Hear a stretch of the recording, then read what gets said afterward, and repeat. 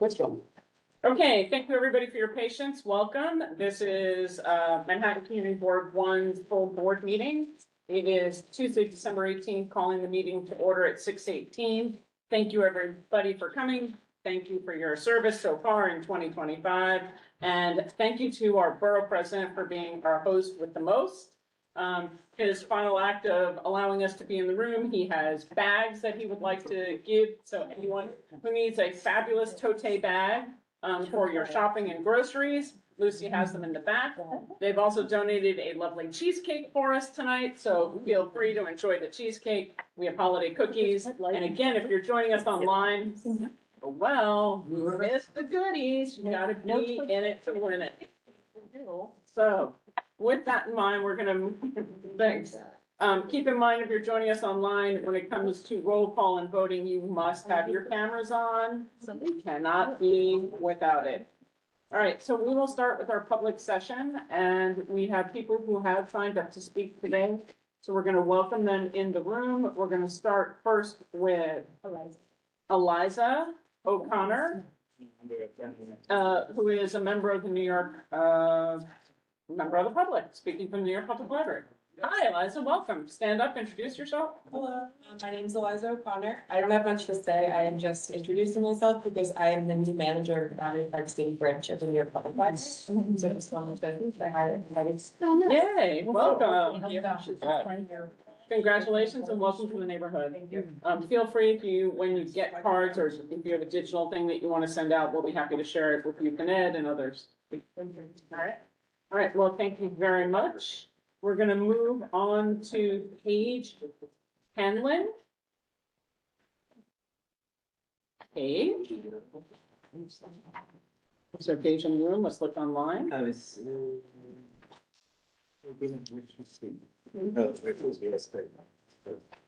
Okay, well, we'll move on beyond that then. And then so we have the gentleman from Good Sport at the Oculus. Casey Martin, welcome. Hello, everybody. Come on over, introduce yourselves. Happy holidays, everyone. I don't have much to say, just wanted to state your name. Oh, Casey Martin, on behalf of Good Sport, I'm here with Julio as well. And we're new to the community. We just opened up a gym in November, called the Good Sport in Arena 1. It's in the Oculus, and we would just like to let you know we're here for whatever you need. We just want to fit in. We have a lot of experience with working with the youth. We come from upstate New York, Amsterdam, if anyone's familiar, near Albany, and we've been putting in over 10 years working with at-risk youth. We built a Boys and Girls Club that's still up and running now. New York State gave us a $1.5 million grant last week, which I'm super excited to announce and for our summer. So we also have a lot of experience working with people with special needs, and we would just like to extend our services and offer, you know, anything down the line this summer if you guys are interested with helping us bring in senior citizens or youth clinics or anything like that. We're here and available. So I don't know, Julio, would you like to add? Yeah, just to quickly add, you know, I've been working with Casey and Calvin, the founders, for probably the better part of the year now. They came out of the Manhattan Chamber of Commerce Retail Accelerator. And it's honestly been just an incredible opportunity to open, right, a storefront in this community.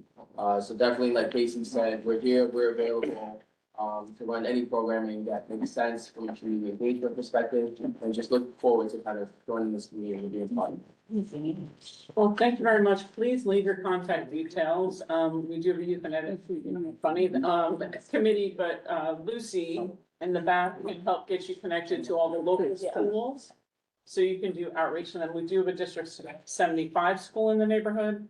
So that seems to fit your wheelhouse, as well as several elementary schools. So Awesome. happy to help and connect you also to Stuyvesant, because their community center I hear needs some work. So that's a high school in the neighborhood as well. I see hands up. Good. Hi, How are you? my name's Debbie. Welcome. I'm on the youth and Link committee.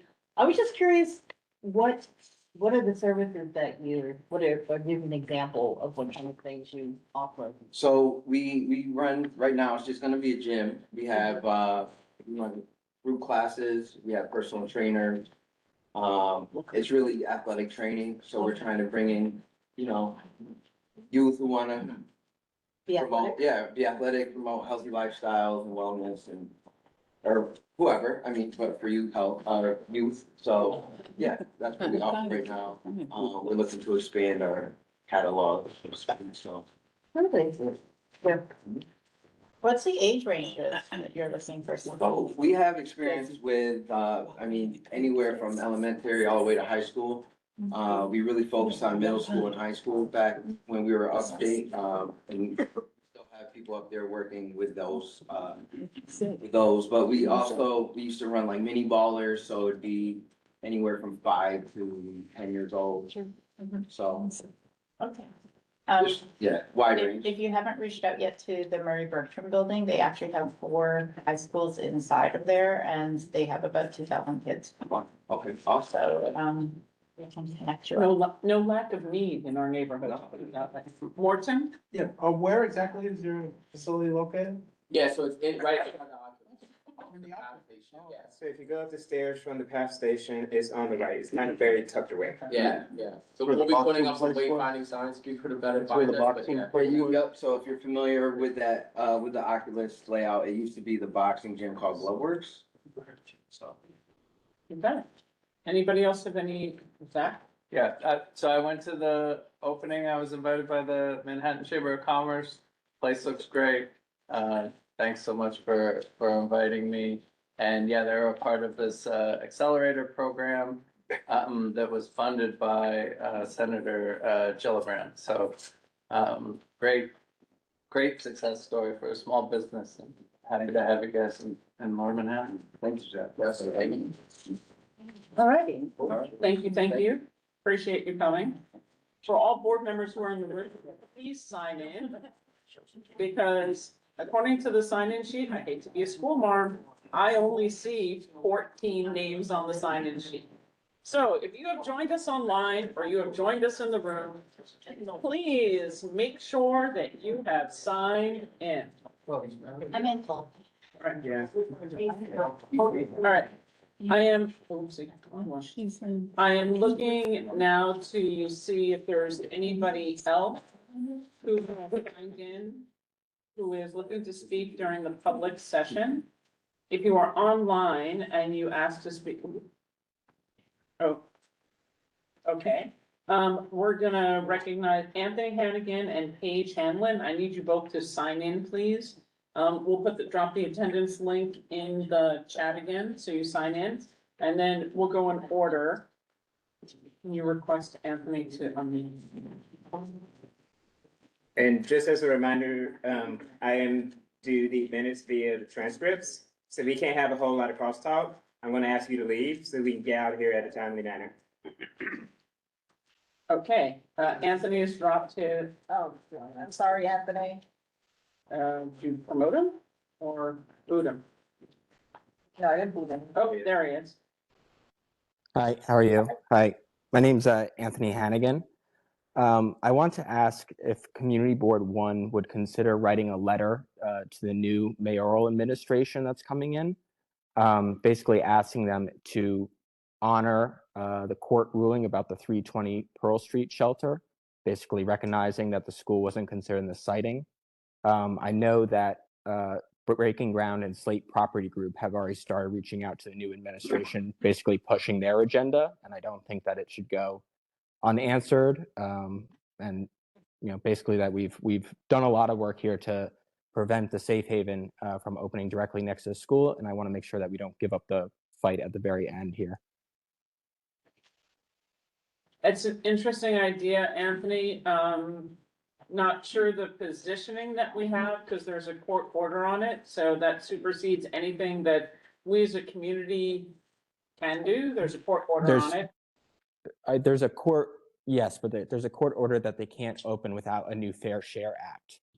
And so basically, if Breaking Ground DHS just basically push the paper to redo a Fair Share Act, then they would be in compliance to try and open it again. And so I just, so there's still definitely a path forward for Breaking Ground and DHS to open up that shelter. And so, but they would not be able to move forward without the support of the new mayoral administration coming in. And that's why I'm hoping we can just, send something in so that the new mayor knows that, this does not go unopposed. I hear you, Anthony. We will put it on an agenda in January to have a discussion about what the options and paths before us would be. And advocate for the things that we had said before. Because I think refreshing or educating the new team would be beneficial. So just Right. stay tuned, take a look. I'm not sure whether that would be in youth and ed or quality of life. But we'll take a look at that. Thank you, so Ann. much. Thank you. You're welcome. Paige Hanlon, you're next. And she doesn't. Oh, she says no. We move Tracy Jackson over, please, from Assemblymember Cole. Fantastic. Okay, so seeing no other hands up in the room or online, and no one else online who signed in, we're gonna close the public session, open the public hearing quite quickly, because I see Assemblymember Lee is here, so we'll just, does anybody have community feedback on public? She forgot to sign it. Okay, sorry. Eleanor? Eleanor, did you want to speak during the public Yeah, I would hearing? like to. Okay, sorry, so I apologize, I missed you. Go ahead, come out. Yes. You have to introduce yourself, please. Thank you.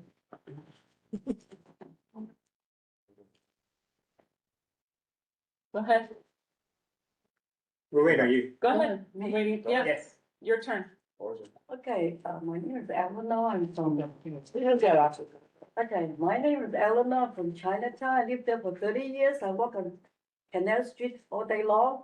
And I would like to talk directly to the DOT department because I don't think you folks have really walked enough around Chinatown, especially Canal Street, to understand the real condition. Maybe you guys are down here for a few days, so the finding may be superficial.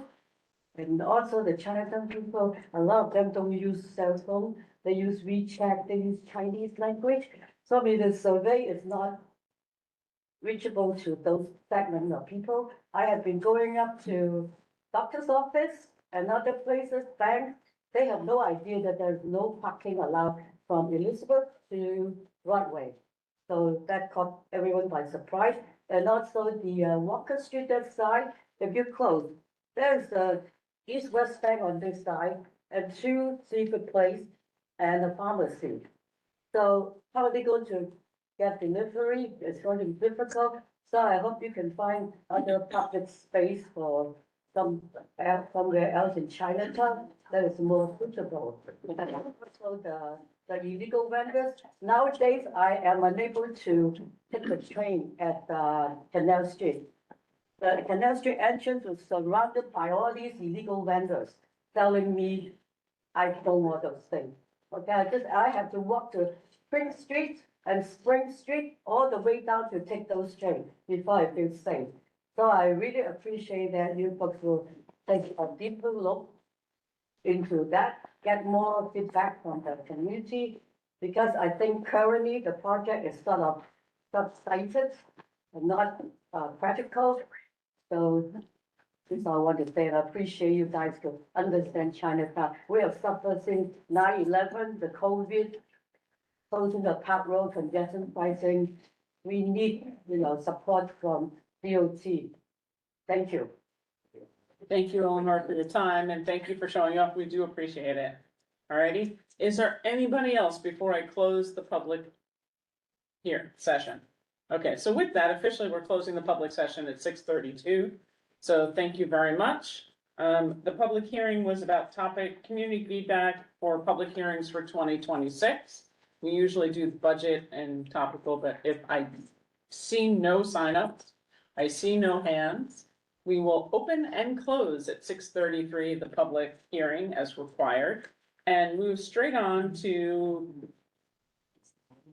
welcoming Assemblymember Lee. Yes. So yay, let's give a warm welcome. Nice to see everyone. I wanted to make sure we got to connect before the end of the year, so happy holidays to everyone.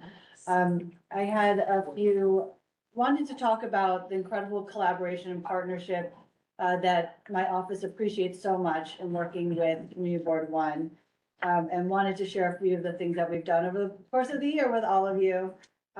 Really quickly on constituent services, since I've taken office, which was, I'm completing my 3rd year in office now, and my office has closed nearly 700 constituent cases over the course of that period.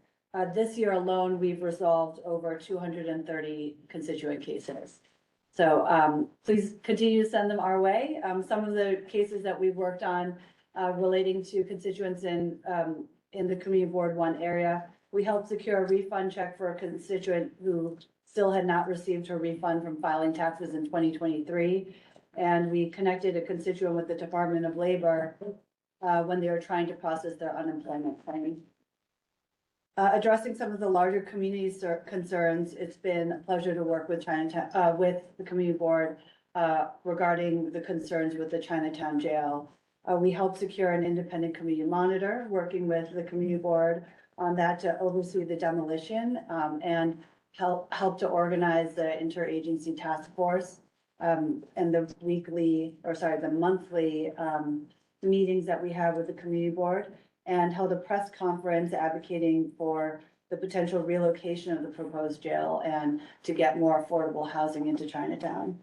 While this is a continued concern, this is something that I brought up with the new mayoral administration already. So this is something that we'll be monitoring very closely and hope that we will get some attention towards from the incoming mayor's team. On the Canal Street redesign, which I know everyone is passionate about, we did co-author a letter in July to the DOT commissioner about the tragic accidents that happened off the bridge on Canal Street and asking for more safety measures in that area. We convened a meeting with Chinatown community leaders to review DOT's proposed Canal Street redesign and to elevate stakeholders' concerns. And my office has attended all of the community meetings hosted by DOT and engaged with many, many constituents on this issue. I'm planning to have a meeting with DOT and other elected officials at the beginning of next year to talk about where we go from here. Now that they've heard the community's concerns, I'm hearing from DOT that they are open to changes to the plan, thankfully.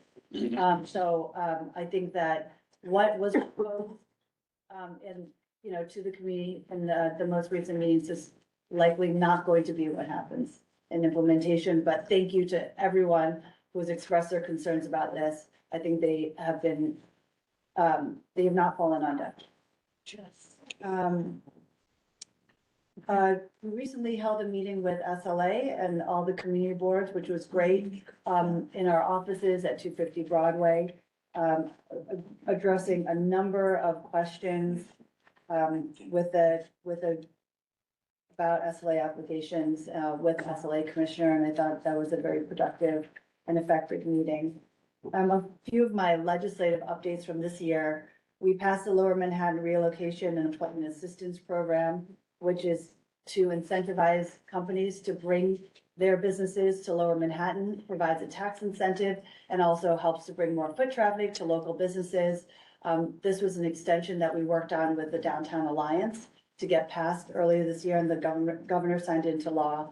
The governor also recently signed my bill requiring the Board of Elections to notify elected officials and party committees of changes to polling places. So this has been an issue in the district where a polling site will change without any notification. And so just to have that awareness that a polling site needs to be changed, it allows us to engage with the Board of Elections to make sure that we are not disenfranchising voters by moving polling locations to places that are inaccessible to people.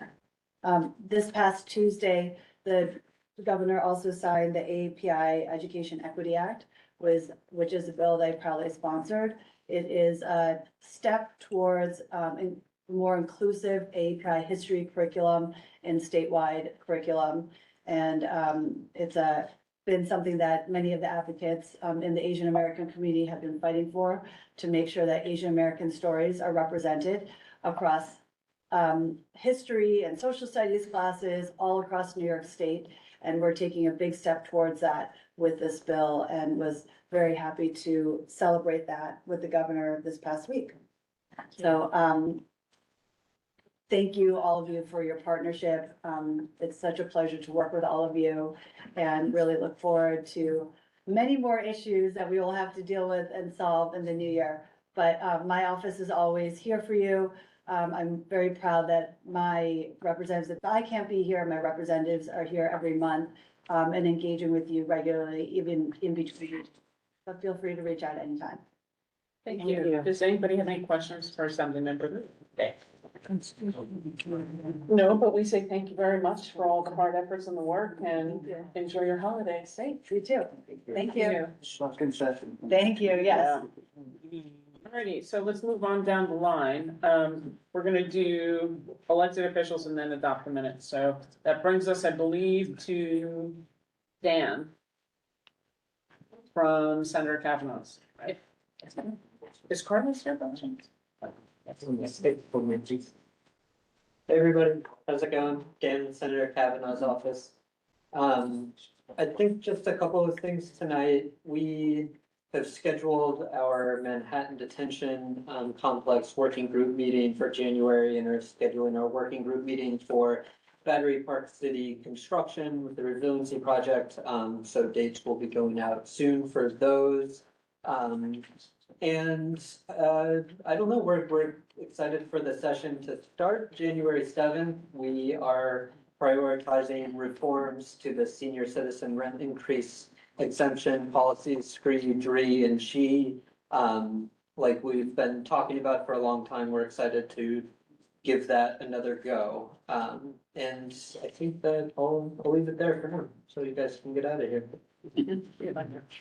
Anybody have any questions either online or in the room for Senator Kavanaugh's office? Seeing and saying none, thank you, Dan, and happy holiday. Thanks. Alrighty. I will say that Tracy Jackson from Assemblymember Glick's office did let us know she's at 3 full board meetings tonight. That is part of the problem with us moving it. I got it. And there's a Hanukkah event downtown tonight, so she's covering all of them. She may be online, and if she is, she can unmute. Otherwise, she's gonna drop off reports. But I don't think that she's gonna be able to, doubt she's gonna stay. I think she's just in listening. So, Lucy also has the report. She's gonna drop it in the link for people who are not in the room, online. All right, so let's move on from there. I don't think I have anybody from Assembly Falls and, Mayor's office. So Jasper. Okay, so that puts us to Andrew. You're up. Manhattan Borough President Office. Thank you so much. Hello, everyone. Yes, Andrew Chang, CHANG. I'm here on behalf of Manhattan Borough President Mark Levine. Thank you for coming to our space, as we all do every month. First and foremost, this was announced at our Manhattan Borough Board meeting, which Tammy, your chair, attended this morning. We released a sequel report to our initial Housing Manhattanites report, which came out in 2023. So Housing Manhattanites 2025 edition came out today. We talked about the new units that the public have identified that could be developed into potential affordable housing. There are at least 34 new sites included in our latest housing report. And so please visit our website and go to the initiative section to see the Housing Manhattanites 2025 report and look at these 34 new sites. Secondly, I will say that in terms of our leadership training series, I believe I mentioned this last time, the recordings are on our YouTube page and they will be available at least through the end of the 31st of this month. come January, we have a new Manhattan Borough president. So if you wanna watch the trainings that we conducted over the last several years under Mark Levine as Manhattan Borough president, please do so as soon as possible on the YouTube page. What's the link to the YouTube page? I don't have the direct URL link, but you can just you Google Mark Levine, Manhattan Borough president, YouTube. We did a lot of events for Thanksgiving. We gave out food and turkeys that fed many families, approximately 15,000 plus people worldwide. And I guess looking back over these last 4 years, through this office with Mark Levine as Manhattan Borough president, we issued 43 ULURPs from 2022 through 2025. We testified on right to counsel legislation. We dealt with sidewalk sheds and scaffolding. We talked about AI and how that can be used for good governance. We worked with, we advocated for the planting of many trees and composting.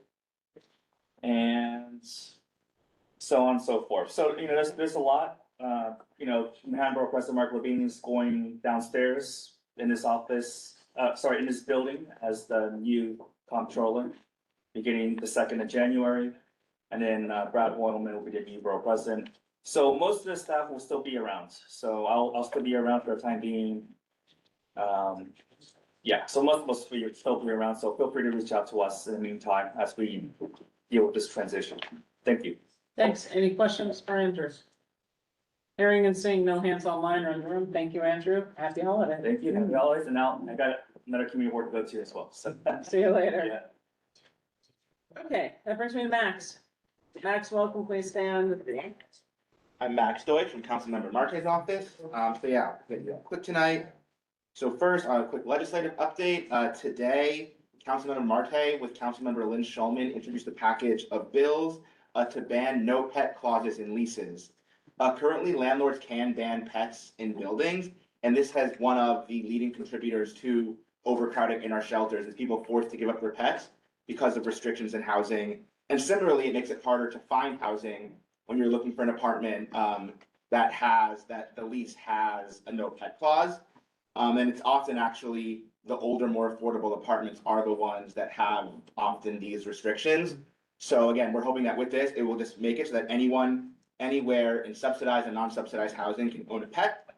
As a quick community update, last week, Councilmember Marte met with the managing director and co-founder of the Plus Pool, talk about the updates and kind of bringing it over here. It seems like the last few months, they've been conducting tests on their filtration system, testing the water quality, and kind of that's the next step, and they've sent that all to the health department. And so now the main thing that the Plus Pool people are waiting for is approval from the health department on all these permits for the filtration systems. And so Councilmember Marte, along with Councilmember Krishnan, Councilmember Schulman, Assemblymember Lasher, and Borough President Levine sent a letter addressed to the acting commissioner of the Department of Health, urging her to approve these permits as soon as possible and, requesting updates on the whole process. And if this all happens quickly and goes to plan, they're hoping the Plus Pool will open in 2027. And then as a budget notice, the city council discretionary funding application will go live the first week of January in 2 weeks. So again, if you, nonprofit, any kind of community group that needs funding, that'll be live in January. Our office will send out like an email blast to everyone. If you are not connected to our office, please reach out to us. We can add you to that list and kind of keep you updated. And if you have any questions on budget, you can reach out to our budget director, Andy Lee. Their email is anli@council.nyc.gov. Questions? Netta? Can I have a location for the Plus Pool with the moment? I don't know if I can check on that. I don't know if that's figured out yet. The question was, is there a location for the Plus Pool yet? The answer is, from what I understand, is it will be north of the Manhattan Bridge. North of the Brooklyn Bridge in CB3. Francis? I'd like to get a clearer definition of pets. So it's again, the bill does, if the pet, again, it can be a bird, it can be a lizard, it can be a dog, it can be a cat. if the animal is causing issues, right, if it's in, the bill does allow, again, enforcement of, again, restrictions, if it's actually causing problems. But in the majority of cases, that's just not that's not what's happening. It's just these buildings having blanket clauses because it's just, they don't want to deal with it. I think the question might be, do you all specify in the bill what are considered pets? I mean, no, because again, there's obviously legal restrictions on what pets you can legally own. This doesn't change that, but if it's a pet you are legally allowed to own, then it would cover everything. Thank you for this bill. I am 1,000% Okay, support. anybody else have any other questions or comments? Christine? Is that your hand up or are you just phone up? Gotcha. All right, seeing and hearing none, I want to thank Max very much. I also want to give a particular shout out for the electeds who show up to this room with their reps every month. It is highly appreciated. We know you've got a lot of places and spaces to be, but very specifically, I want to thank you because I call Dan a lot. We call Max a lot. We call Grace's office a lot. We call a lot of offices with a lot of questions, and we are very, very blessed to have people who show up in this room and bring back information after we've been calling them. So thank you.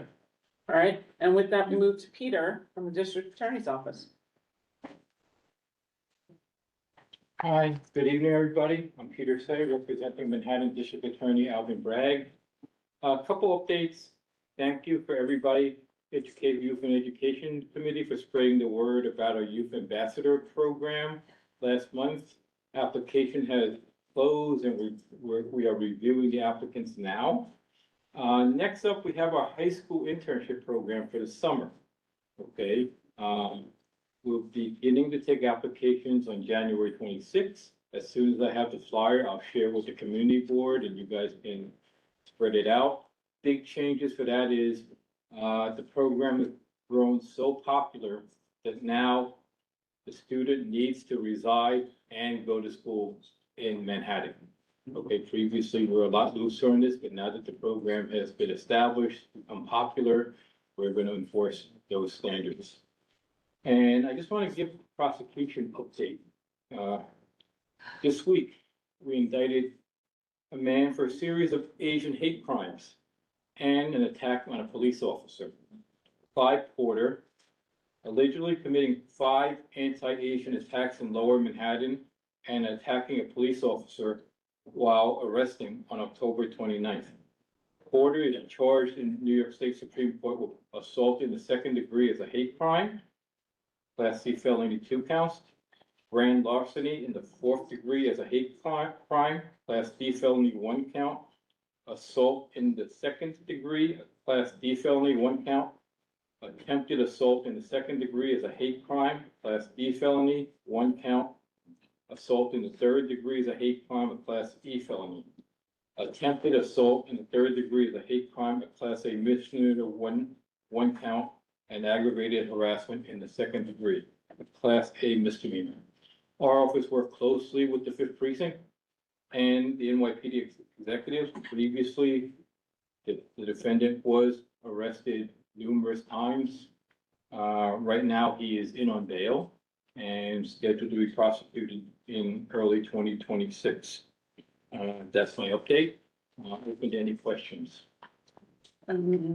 Rosa? Sorry, you said in on bail? Is he in or out? In means well, he's being held on bail in Oh, Rikers. okay. Any other questions in the room? Any questions online? With that, thank you, Peter, and again, thank you for showing up. Thank you. It's been a really good year and we appreciate you Glad stopping to in. be here in person. The last 2 months I had conflicts, so I attended virtually so you can manage it, but it's much more fun to be here in person. Thank you. Too. Yeah. For those board members who are noticing, there's a large number of people online tonight versus our normal. I mean, I have sick kids in my house who have been rotating around and I'm still healthy. Not sure. And so I basically said to anybody who said to me that they were sick, please stay home, because all of us want to enjoy our holidays. So with that note, let's hit it to adoption of the 2025 minutes. And I just want to call out that they are much more detailed because we're using transcripts and AI, so when you hear me jump in and ask you to say your names and all these other things, it's just to get that more detail. Because now we actually have links in the minutes, which we didn't necessarily have before, so. So that gives an explanation of when you look at the minutes, why they're different, and why we've been asking you to call names. Is we're trying to make it a little bit easier, because what we've noticed, and we appreciate Jason who volunteered as secretary. I guess it's not the sexiest job being secretary and assistant secretary of the board, although I think, really, right? So we're just trying to see if this will be an opportunity to make things easier for looking ahead. It's a trial. We're working on it. Like Jason volunteered for 2 months, and if he still loves it, then we're gonna vote him in January. Oh, what? Careful what you ask for. All right, with that, let's, do I hear a motion for the adoption for the November 2025 minutes? Second. Fantastic. Zach, take it away. You are roll call tonight. Amoruso. Arden. Arden, you are online. You have to have your camera on. Hi, here. Yes. Oshmo, your camera has to be on. Laura Starr, Mariama. Thank you. Blank. Blank, yes. Brown Kennedy. Yes. Cameron. Cameron, yes. Cassell. Cassell, yes. Chang. Chang, yes. Chapman. Chapman, yes. Charcudian. Charcudian, yes. Cole. Coleman. Coleman. Coleman, yes. Corman. He's out in the hall. Would you mind? Richard. Chia. Chia, yes. Curtis. Curtis, yes. Dimick. Dimick, yes. Flores. Flores, yes. Friedman. Freeman, yes. Roman. Galloway. Galloway, yes. Goldstein. Goodkind. Hernandez. James. Joyce. James, yes. Richard Joyce. Kay. Canal. Capel. Lerner. Lerner, yes. Lewinson. Lyon. Lyon, yes.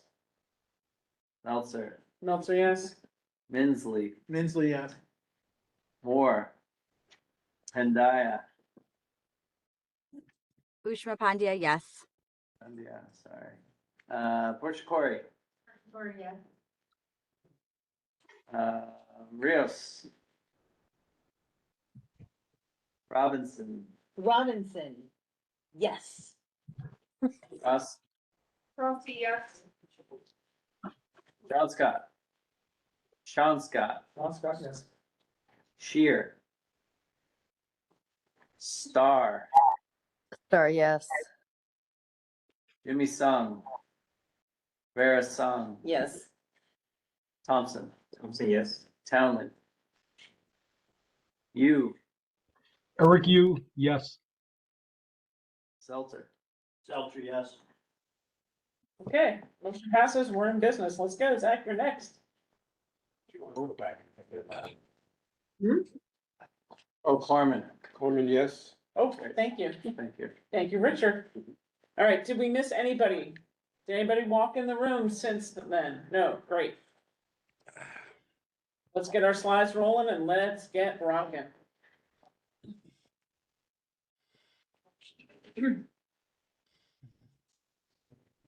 Who's got the slides? I'm itching. That's what they show. All right.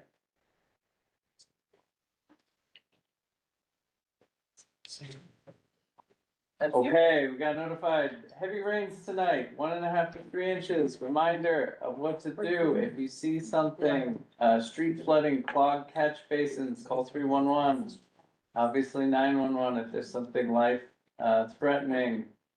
Don't walk or drive in water that is too deep, because sometimes there can be power lines or power impacting that area or debris in there, so don't do that. But yes, calling for clogged catch basins, they will come and a clogged catch basin can change a whole intersection from, feet of water to just flowing water. Next slide.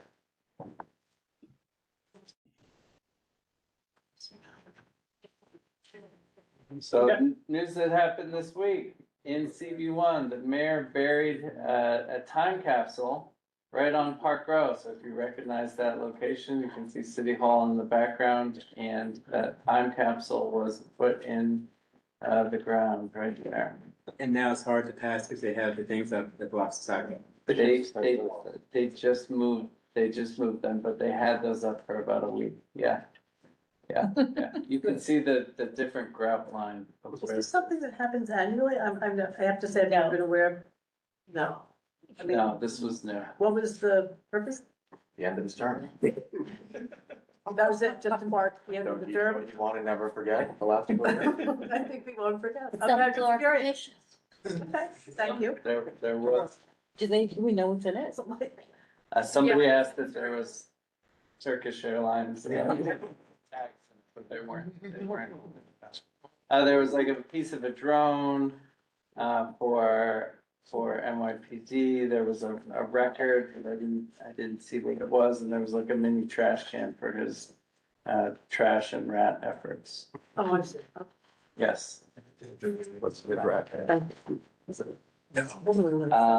Okay, so New York State, DOT is having their 9A West Side Highway, a public meeting, their second public meeting. It's going to be Wednesday, the 14th in January.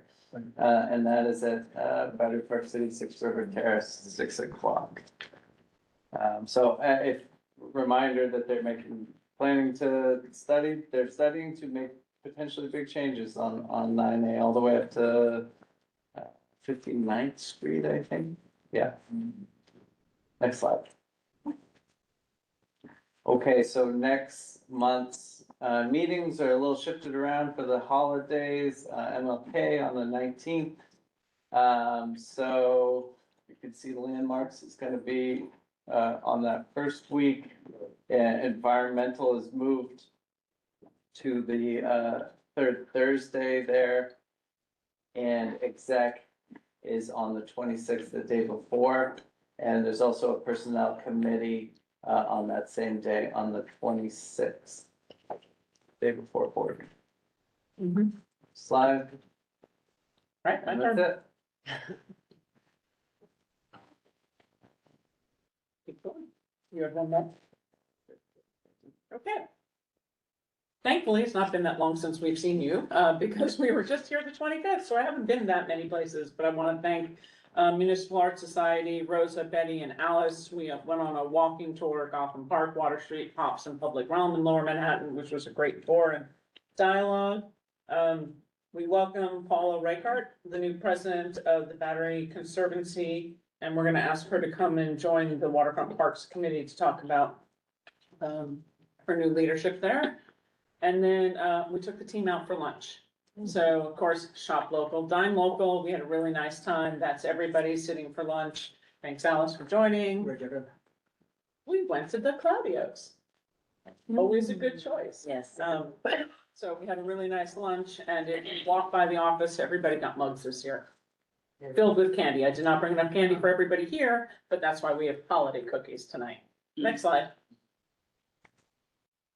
Okay. Wagner Lawn, this will be the first year that Wagner Park in Battery Park City has the lawn open during the winter. So I thought it was an important note to have, considering how many parks are open and closed in our neighborhoods and what's going on, that this year Wagner Park lawn will be open and closed pending weather. So tonight, when it's pouring rain, do not expect it open tomorrow necessarily. You gotta let the cistern do its work, but the following days after that, when the weather is more temperate, it should be open. And I think that's pretty neat. There's a ton of new legislation that's coming through the last couple of days of city council. more than I can even imagine to be able to comment on tonight. And I did not do many, except I did do the one that I think has huge relevance for us. New vendor legislation is due to have been voted on today, and I didn't see the last to know if it has passed. Somebody else may know in the room, which would allow for 2,200 food vendors over the next 5 years to be added, and then 10,500 licenses for general merchandise. Starting in January 15th of 2027, we hope before that time, we can get a handle on vending in Lower Manhattan. So it's kind of like, there you go. All right, hopefully in Q1, we'll hear from the land use housing group. And one thing to note with that is there have been at least 4, possibly 5 buildings that have been announced for commercial to residential conversion within the last 30 days in Lower Manhattan. So it's a really busy time for land use. New volunteers. We're gonna do a Q1 get together. Since we can't get a lot of decisions going on, I think we're just gonna pick a date and say it's a potluck, bring whatever you want, bring your families, and we're gonna move ahead.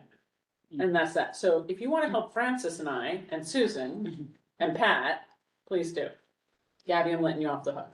You got enough to plan right now. All right? Zach went over the dates. The office is not gonna be operating on the 26th. We're adjusted hours on the 24th and the 31st. Please do not call the office with an emergency on the 24th and be peeved at 4 or 5 in the afternoon that no one's there to talk to you. Do not call the office on Friday and on the 26th and expect somebody to call you back at 9 a.m. on the following Monday. We'd like everybody to take a breath, enjoy your families for the holidays. And those are my Battery Park City last gasps before the construction fences and jackhammers rolled in. Keep going. Enjoy the season. It takes a village. And I want to say to every single solitary one of you, whether you challenged me, whether you agreed with me, whether you opposed whatever I said, and whatever your committee chair, your co-chair, another board member, it doesn't make a difference. The goal for what we do as community advocates is to discuss things and to get to a point that we can pass a resolution. It may rarely be perfect, and that's okay. It just has to pass by a majority. So stay safe, have fun. Many, many, many thanks from the bottom of my heart and all of us for all of your time and your work for the community. It takes a village, but that's why we're like #1, CB1. And with that, I close my chair report. And thank you, Tam. Thank you. Thank you, Tammy. Thank you. Motion to limit debate. I'm not going to review this again, just know it's fresh in all of our minds. All right, let's go. Okay, 150 Broadway, a new application that we saw last night at Executive was for a bagel place. They'll open on Liberty Street sometime in January, so like everything else, stay local, support small business. We'll call the question on that shortly, but downtown Skyport's gonna return in January, we hope. They're looking to expand the hours that they operate, which, from 5 PM to 7 PM, it was a really interesting conversation about noise and, the limits and their market demand for what hours. EDC is trying to work with them for a pilot, to do a 6-month pilot on changing the hours. It's a pilot, it's not a change to a contract yet. Of course, the pilot would be during Sale 250, the highest tourist season in FIFA, so it's, depending on how you wanna look at it, the best of the worst of the worst of the best. Because the pilot would run over the peakest of peak seasons for tourism and summer, spring to fall. So they're gonna come back and give us details in January, and then we will pass. They heard concerns that we raised, we asked for data, and we will pass a resolution on what we think of it. There were some people who thought that they should wait until 27 to do the pilot. We'll see how that comes when they come back to us. Community Board 101 public info engagement sessions. The one thing I've noticed from new members who have joined the board, and we had a member who joined and quit on day 1, because they didn't realize what the commitment was. They went through the entire interview process with the borough president, went through the whole thing. And then when they were told that they had to pick 2 committees and full board, they added the hours and said, I don't think I can do this, and quit. So I thought it would be a good opportunity, starting in January through April, to do Community Board 101 engagement sessions for the public in CV1. And for any board member who wants more information, and to have a half an hour of executive committee time to be able to really try and get people to understand what a community board's about, ask questions, show them committees, and have people excited to join the board and understand where we go. One of the biggest conversations we have on borough board, especially the board, the large amounts of turnover, which some of them have had, is the struggles that they have getting people to understand that the work you do as a community is not only based on one, it's based on all, and that the goal is to get a resolution passed the full board, not to argue to a point that you can't actually function as a board. So we had long conversations about that today. There's a lot of turnover in some other boards, not only about staff, but also board members. And I think being able to market this and educate the public could really help us as we do turnover in the next couple of years. How many members then do we have? Was that other person replaced immediately? Or is No. that still vacant spot? We still have vacant spots. That's How why many 25 is quorum right now, because we only have 48 members. Oh, so we were missing two. And they'll be appointed under the new leadership.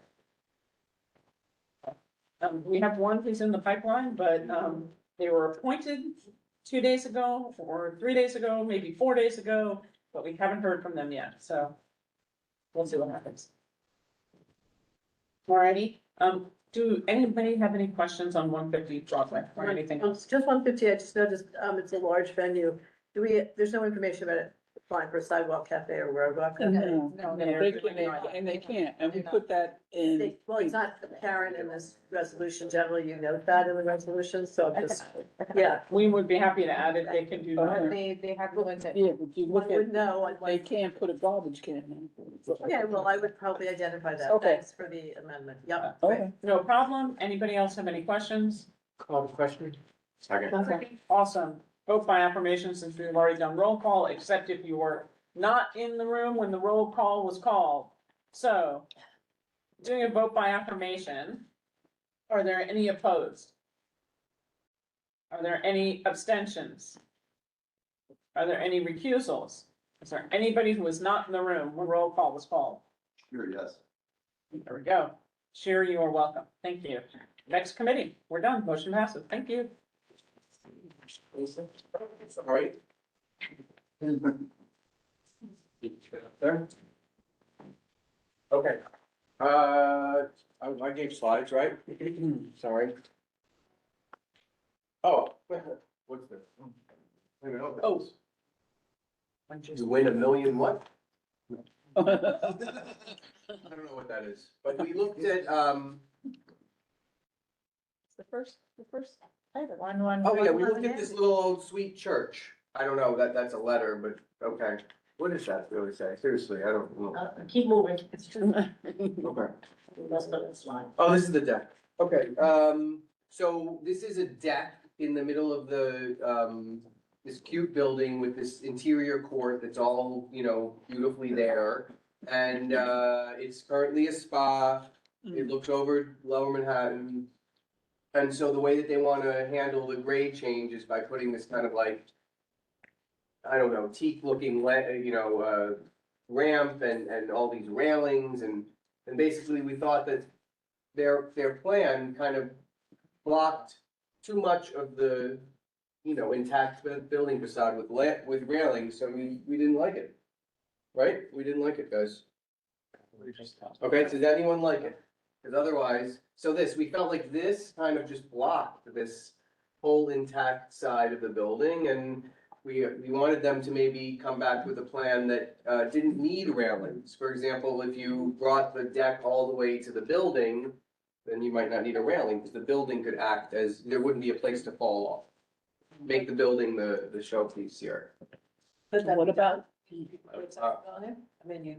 Well, I mean, you, as much as you think it's doable, you're an architect, I mean, right? There's a railing because there's a grade change and this and that, don't bring it. Some areas you couldn't do it, but yeah. no, Okay, well, we didn't like it. So if you like it, vote against it. Or if you agree with us, what we wrote very briefly in there, we'll move on to the next A question? slide. Unless there's questions. Betty? The reason for the railing, and the reason I Well- ask that is, in most locations it's done, because inward locations are often very steady, it's climbing on two lines, or going down. Some of it is, so some of it is for this grade change, this big old platform here, which is also debatably pretty or not. Because it, again, even kind of blocks, you know, they don't show it, but there's a view of this edge of the U that gets kind of, you know, disturbed by this. So, you know, I think, if we wanted to change it to say any railings that are like required to provide, you know, barrier-free or just safe access everywhere. But we were kind of under the impression that it was the design idea of keeping away from the building that created this problem that we didn't like. So we asked them to go back to the drawing board on that. What was the railing made of? I think it's all just painted aluminum, and I think this is, mostly, Trex, you know, it's not like Ipe or anything like that, and not to say it should be anything natural, but, you know, kind of come back to the drawing board type of thing. Question, Yeah, could they have put plantings there? instead of there are railing? plantings there even. As opposed to the which is what's railing? bringing it also away from the building. The planters that are in these corners that they are choosing to put are bringing this deck further away from the building. Who's the owner or who's proposing this? The leasing would be this person operating the spa, and then the owner is, who? Alice, Governor's Island Trust? I Well, mean, the owner, but no, it's I mean, yes, but federal it's government. for many, many years to QC Term, so that's their proposal, Okay, their yeah. architect. They're paying for it. Yes. Oh, yeah. But it's a building owned, it's a public building owned by Manic, owned by the Trust for Governor's Island. The trust has to consent to this, obviously, as well. Right. Is that true? I think they do, I think they do. Okay. I'm not actually. Because sure. one of That's a our good major question. I'm not- complaints about things that are proposed on Governor's I Island think is they it's do. very fractured. That's right. You won't find this deck anywhere else because they don't speak from court to court or from historic zone to historic zone. They Which is definitely. another problem with generally these proposals, right? These are all these buildings, they're old, you know, military buildings, whatever, built in Georgian in this style. And then we come in and we put a new thing in the middle of the court of that building, then we put a top of that building, and then we carve out a hole in this building, put a cloud in front of that building.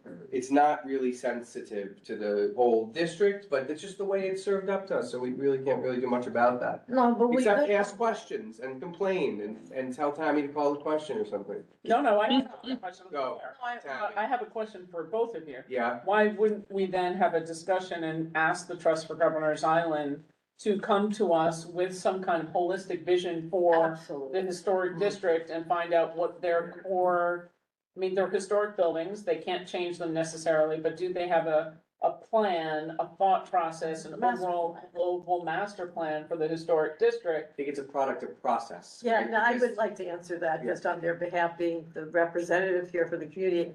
The answer is yes. They certainly spend a great deal of time trying to get it right.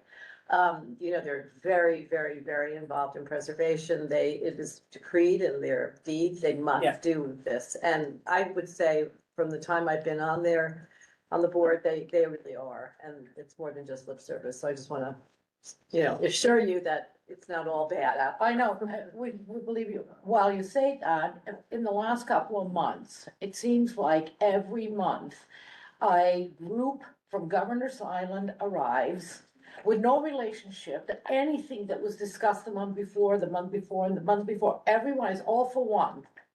And so it's hard to believe that there is a master plan, and if there is, they really should share it, because it is all disjointed. Mhm. Well, I think it's a good point. I think it's something that I will definitely, will bring back to Please.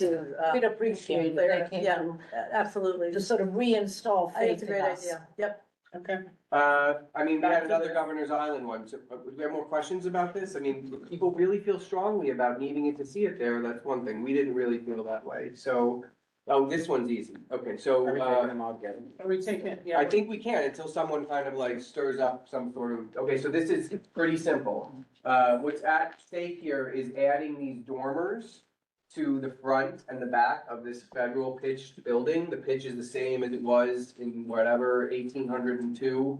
And so this is pretty standard stuff. This shed dormer in the back, not visible from the street. These little dormers here, which they came with as brick, but obviously there's not gonna be a brick dormer, so we asked them to change the material. Otherwise, we're fine with it.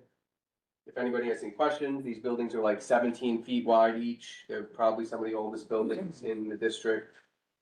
Okay, so that's 112, 113 South Street.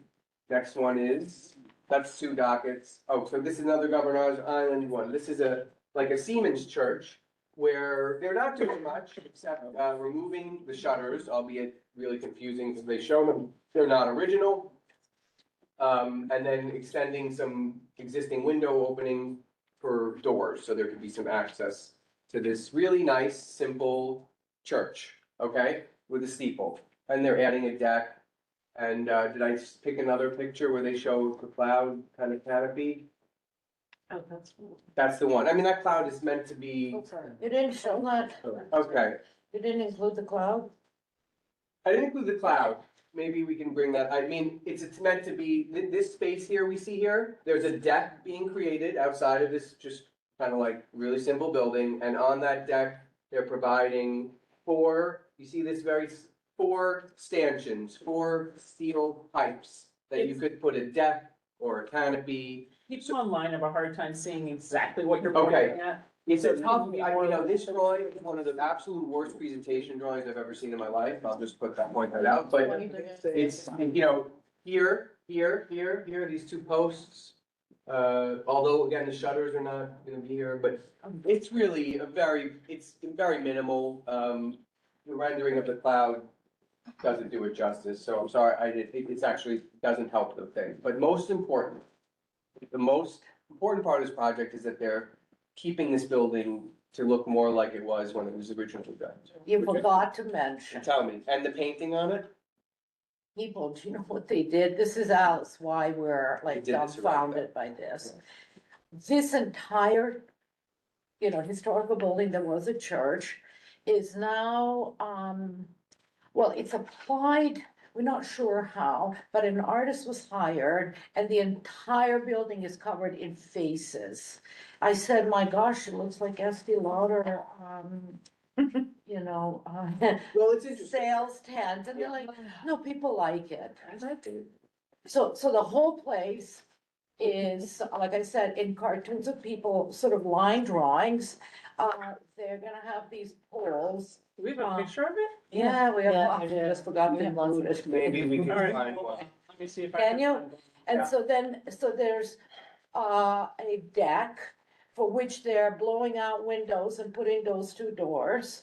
And then they have the 4 poles, and there has to be a canopy because, in the summertime it's hot. So they're proposing a cloud essentially out of canvas, just floating. It looks really sexy in the drawing, I'm not sure here. And it goes along with, Which building is this? Oh, boy, this is CO9. yeah, it's, by the way, the shutters are plastic. So we thought that we would not miss them if they were removed. And not original, so, right, and they They were were. definitely not original, they didn't make plastic. We'll get you a quick picture of this, which was really not actually part of this docket, honestly. This is a program that's been going on, right? Just to be clear, they've already painted the building. This is, Yeah. okay, so that's why It it's kind doesn't of not matter. in here, but Mark, What they use for reference for original? this building is docketed as actually in what's the first report about Governor's Island? There's like some sort of like NPS report, and it's actually was slated. No photos, just report. There's a photo, it was okay to be demolished. Yeah. This Can I building. share? Yeah. Can you stop sharing? I'll share.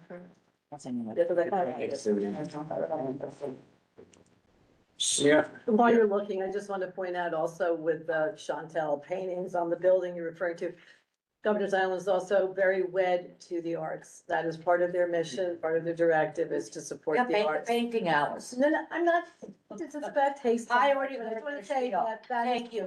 They told us their spiel, that they're all into the arts. All right, hold on, And I hold say on, make let's the not argue. painting. Let me Yeah, get to the photos, just somebody tell me. No, you were there. That was. Faster. Yeah, I could finish. I hear like for the public to recognize it as part of the island's mission, which some people would say is quite credible and worthwhile. Some may not like what they're doing, or at least it's on the island, but the fact that they spend a great deal of time and money and have folks that are very, very, again, dedicated and hired to do this at a quite high level is not without some merit. And I think that should be appreciated. I actually have been to that building and the events in that building, and I quite like it, and I do like the artist work that's been. Can I just go back to that? Wonderful. You can go- But we're gonna start limiting debate, so this is. All right, hold on. All right, we're gonna, hands up only, no calling out, and because my thankful, Jared. All for the arts, but it isn't the most second of this. Okay, this is a program that's already in service. I wanna be clear about that. We didn't talk about this coming off or two Decommission. programs. It's in service. No. Was not a question under this docket, unless I'm wrong, Lucy, that's not. You're right, but. Okay, we're so- just so- pointing out- How do we wanna add? Stop, let's go through all the questions. Do you have anything else other than, No. okay, thank you. Jeff? Just trying to clarify, we have a resolution on whether it's okay to take off the shutters. It seems that we're spending this debate on something that's actually not in the Exactly. resolution. Thank you. Thank I guess we maybe do this after the Mr. meeting. Galloway. We're not wasting time. Okay. We're discussing an important issue. It Okay, has nothing to does, do with the resolution on the agenda. does anybody else have any questions? I am going to stop sharing because I can't see online. Okay, stop share. Anybody else? About removing shutters or the cloud thing, which is temporary slash, removable. Did you put the cloud up? See the other signs. Forget about the cloud. Onej, want you to I need to forget go about back it, to but- Karen. So, again, as Jason said, it is somewhat about the exterior of the building, of the clouds that they have and the artwork that they have. And it is about the shutters. Those are the two things we're opining on. If you don't like it, then vote the way you would like. We can always take this one separate. They like. Okay, call the question. Second. No, not yet, because we're taking them all together. What, we're gonna just go right through the other couple ones. I promise. Right, exactly. I'm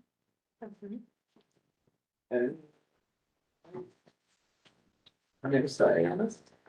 Okay, 139 Franklin, next resolution. This is one of the great buildings in Tribeca, Sophia Brothers Building. The architect was generally pretty reasonable, very reasonable. Everything that we see on top of this tall building is mechanical. It's to service the bulk under here. It's not some land grab. There are, as you know, it's one of the taller kind of classic buildings around there, so there's some views from, south on Hudson and north on Hudson and some views, but it's kind of like the very bare bones of what you need to put on top of a building to convert it. So I chose this section just so you could kind of see what we're talking about. Some people come and they want to do 4 stories, okay, so whatever. They came with a good program, it seemed like. Did I even have another picture? Okay, yeah, so here you go. So there's the bulb, yes, sure, okay, we see it, but can it be overshadowed? We thought generally yes, okay? So, we thought it could be approvable, based on the size of the bulk versus the bulk that's already there. Obviously, the building's overbuilt. And does anyone have any questions? This is one of the last vacant one of the last of these buildings, if not the last. I think the major thing here were the doors of the front. They went with they went with very nice doors, in fact, ones that were kind of, I would say, not your typical, like, oh, we're gonna do double doors. They have like a kind of more fancy transom because they found it. They found, I think I put in there, they found bulkhead like lights. They're gonna reinstate them. They basically did everything that you're supposed to do and didn't even ask for anything in return. I know that these are gonna be very fancy parlors, but I thought they did a good job. Anybody have any, Jared has hand up and then Mark. Jared first, then Mark. There's a loading dock in that building, right? Is that? It's raised, the bulkhead is raised, it's gonna remain that way. But there's an entrance on the corner, with the columns, so that would be the main entrance. They're doing a little bit of work there, but nothing that it takes the columns away or any sort of like nice stonework, granite. Sounds like I mean, I wanted that building the first time I ever saw it, but. Mark Amoruso. Only mechanicals. So you have two stair bulkheads, you have mechanical, and you have an elevator overrun.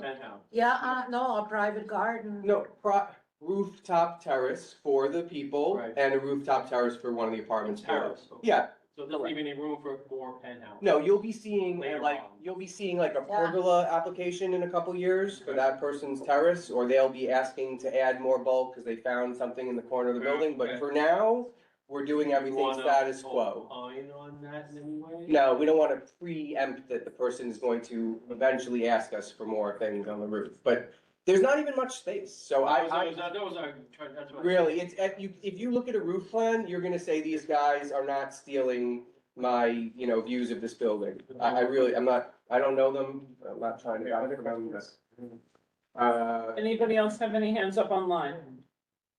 Seeing no hands up online. Second. The question's been called, question's been seconded. This is taking all 4 landmarks resolutions together. If you were not here for the first vote, you must say your last name and vote, right? Out loud. If you object to any particular one, you must say your name, the address, and your differentiating vote. So this is a vote by affirmation. First, we're gonna start with anybody who is not here for roll call. Hernandez, yes. Thank you. So, and I assume Hernandez, that was yes for all 4 as well. Okay, 4. Okay. Okay, great. So are there any opposition? First one, 111. You have to say your name. John Scott. Okay, fantastic. Any other in opposition? Okay, are there any recusals? Governor's Island, the two I State your name. refuse. Richard Foreman, You recuse from the, 2 Governor's Island. so that is 111 Andes and then 309 Clayton Road. And your vote on the others are in? Yes. Okay, So I'm going to abstain, blank abstains on, 111 Andrews, yes on the other. okay, great. Are there any, that was recusals, are there any abstentions? That was, That was an extension. You're an abstention? yeah, I can vote on behalf. Okay. I am, Meltzer abstains from 309 Clayton. And I'm yes on everything else.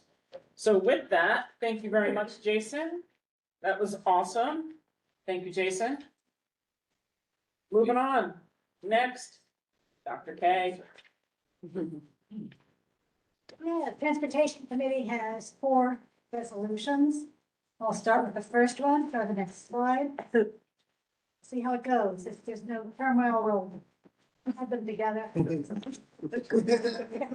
see. The first one is opposition to Intro 1000.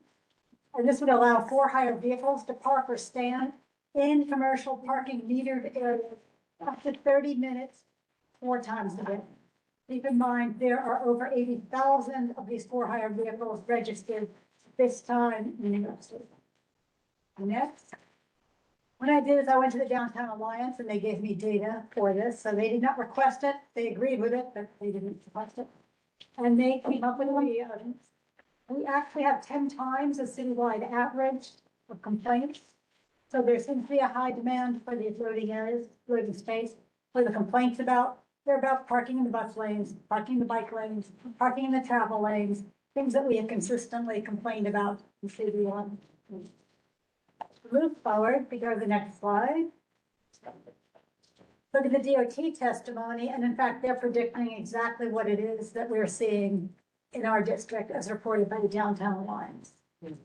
Also, if you look at the second part, because this affected some people on the committee, they talk about the challenge of re-engineering the existing payment systems, which means these people would not be paying to get parking space, they would just be parking there. So it raises a whole nother issue besides taking up space.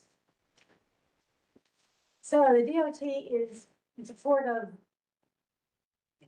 does not want the bill passed, but is in support of seeking more boundaries, which was the other issue. So we oppose, resolution is worded as opposing passage. so not allowing it, but supporting the addition of more relief stands for those for-hire vehicles and somewhere else to go, and asking those for-hire companies to bear some of the financial responsibility to install and maintain restrooms near those new relief stands. Maybe they could be public restrooms, wouldn't that be nice? Well, yeah, you could.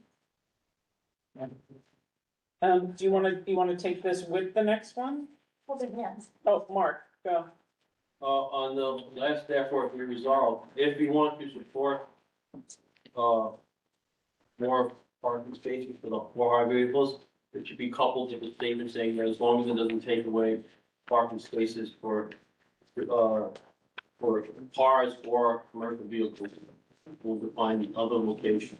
It shouldn't be in the other, types of vehicles shouldn't suffer. This, Pay the price for the new space. you're saying the last therefore be it resolved? Yeah, it says it reports, more relief stands for Right. fire vehicles. So if they're gonna create more relief stands, where they're gonna take the parking away from? We don't know, and it doesn't, it doesn't necessarily take away parking. A relief stand could be, for example, in a no standing, no stopping. Right. Or a zone, so it doesn't take away It from may or parking. it may not be, but my point is that if it's not one of those, it should not be taken away. This is the third time we're discussing this, I don't think that's ever come up in. But I'm the only one who brings this before. Opposing it, no? Well, no, we're supporting the addition of more relief stands for for-hire deal. But not at the expense of other parking spaces. But we're not talking about parking spaces, and that, this therefore be it resolved says, find a stand and put a bathroom there. I mean, but it could be misconstrued as put them wherever. Well, they're gonna have to come back to us anyway, I'm not, me personally, I'm not worried, it wasn't discussed in committee, so I'm having a hard time saying like, Well. where we were on it. No, so. And it could be, you don't know, it could be, they could find a relief stand in a parking garage. Yeah, Right, no, they- I understand so that, there's- but if. Definition of a relief stand? We have a taxi line in front of where I live, and that's the place where. Taxi line as well. They are separate. They have the signs are for relief stand. It allows drivers up to an hour to go wherever they want to go, but it has to be near a bathroom, so they have the access to that as I well. have to say, I didn't know what it was, and if it's defined in here. I know, I've never. You know, I had to look it up. I didn't recognize. Did you the sign. define, I'm sure you did, knowing you, it's defined in here somewhere, I didn't see. Yes, we showed all this, the committee went through all of these, Yeah. the pictures. Undoubtedly. In fact, there are something like 5 of them in our district. So we are not one of those that there's a great need for more. Wow, interesting. All right, so, Other question? all right, let's take these two together. And then we'll go the others, at least, Should we go to the next one then? yeah, you wanna do the third one? Sorry, guys, we're, Only the first No, yeah, this is the first one. one. The first oh, sorry, keep going. Okay, next one, 1233 was about planting of vegetation on new medians, separating bike lanes from motorized vehicle traffic. Is the name of the bill. Can you go to the next one? What the bill requires. Would be a new median separating, but it would have to make one a new bike lane. It does not, this bill does not address adding them to existing bike lanes. And the DOT would have to work in collaboration with the Parks Department to determine how many trees, what other kinds of vegetation could be planted there. There are a whole bunch of steps. It's not a guarantee that it's going to be done with a bike lane. It may be desired and requested by community boards, but there are a whole bunch of steps involved in this. But if feasible, then the DOT must design and build a median to accommodate the vegetation. Okay, questions on, oops, sorry, Betty. That was that. The policy context, again, it does align with many of the things we've done in our district before. Are there any schematics? But this is just codified, no, it depends on where the location is. Do you have any? Hold on, we haven't called for questions yet, Mark. Keep going on your thing, and then we'll call for questions, because people have hands up. What isn't feasible, is there are a number of things that make it not feasible, so it's hardly guaranteed. And that's why the Parks Department is involved in it, because it has to do with soil depth, sunlight, drainage, yes, visibility for the drivers and the bikers and do you have partners for maintaining? So everybody keep that in mind too. In the future, you're gonna fight for one of these. One of the things the DOT is gonna look for is who's gonna volunteer to look after this greenery once we put it in. When there isn't a maintenance partner, that's also would be a drawback in the future, so think about that. Okay, So are we at questions for this yet, Betty? So go to the next one, I think, There we go. yeah, that is. First yeah. question goes to Eric and then to Mark and then to Jared. Eric, you're Okay.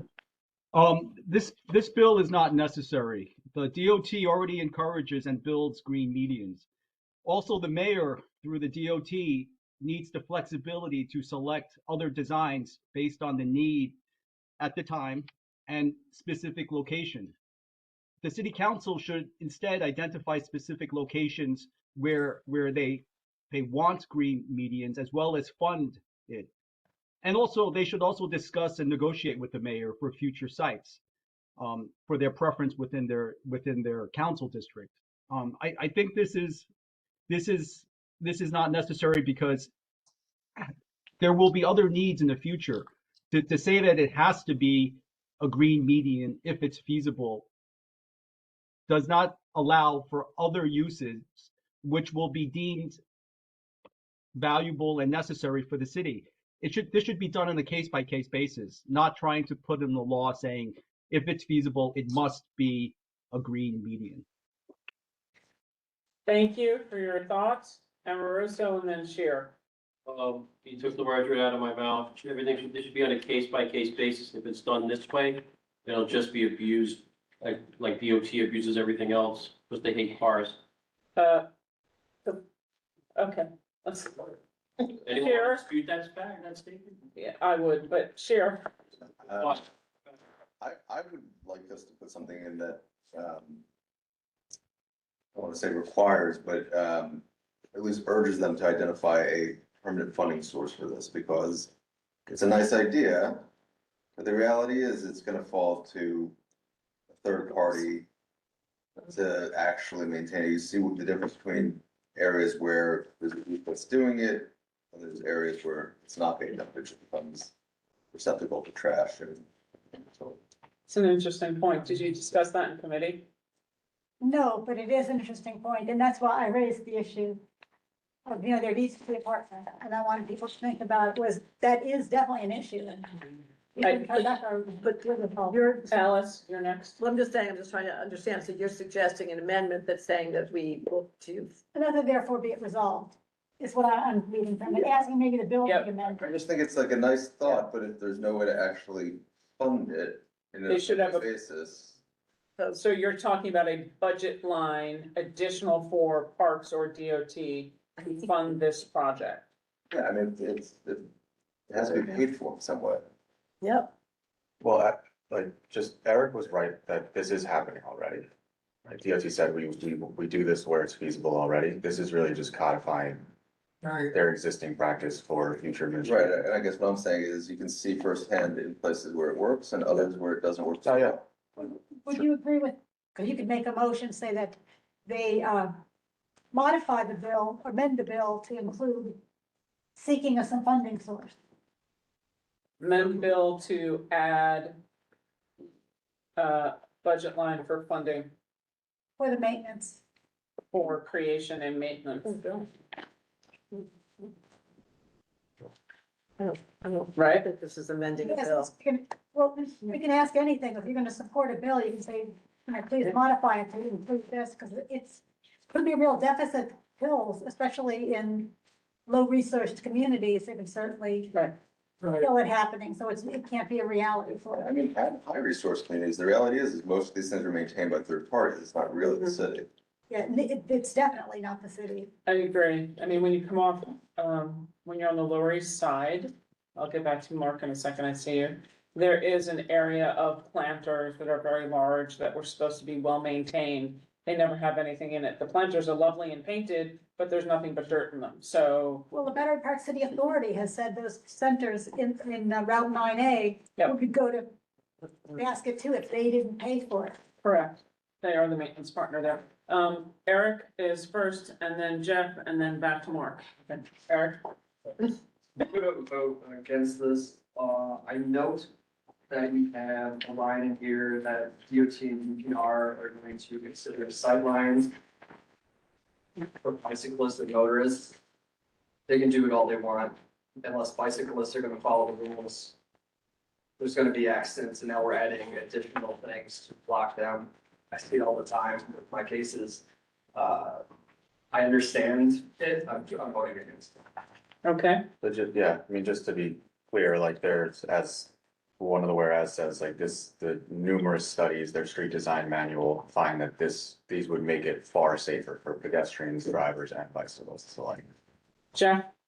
I'm also gonna vote against it because I don't think the particular legislation, I have problems with the particulars of the legislation. One is the issues that we're talking about now, but the other is the language of feasibility says they shall prioritize planting trees, and then they shall consider a bunch of other things, such as safety and whatever. So they're already giving priority to trees whenever possible, and then take into account some other things. And I have a concern that it's not a balanced prioritization at all. It's sort of like default, you should do trees unless there's a good reason not to, as opposed to a balance. And I have a concern that a lot of the streets where bike lanes are added are quite narrow, and a median that could support trees is wider than the medians that they currently have in a lot of places, and would likely cause the street to be even more narrow than just a normal median would. So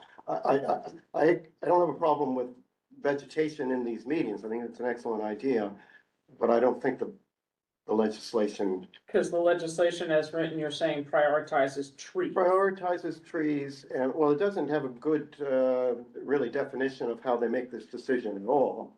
And I have a concern that there's gonna be, by default, we've gotta make this thing wide enough to support a lot of vegetation, as opposed to making this thing wide enough to be safe.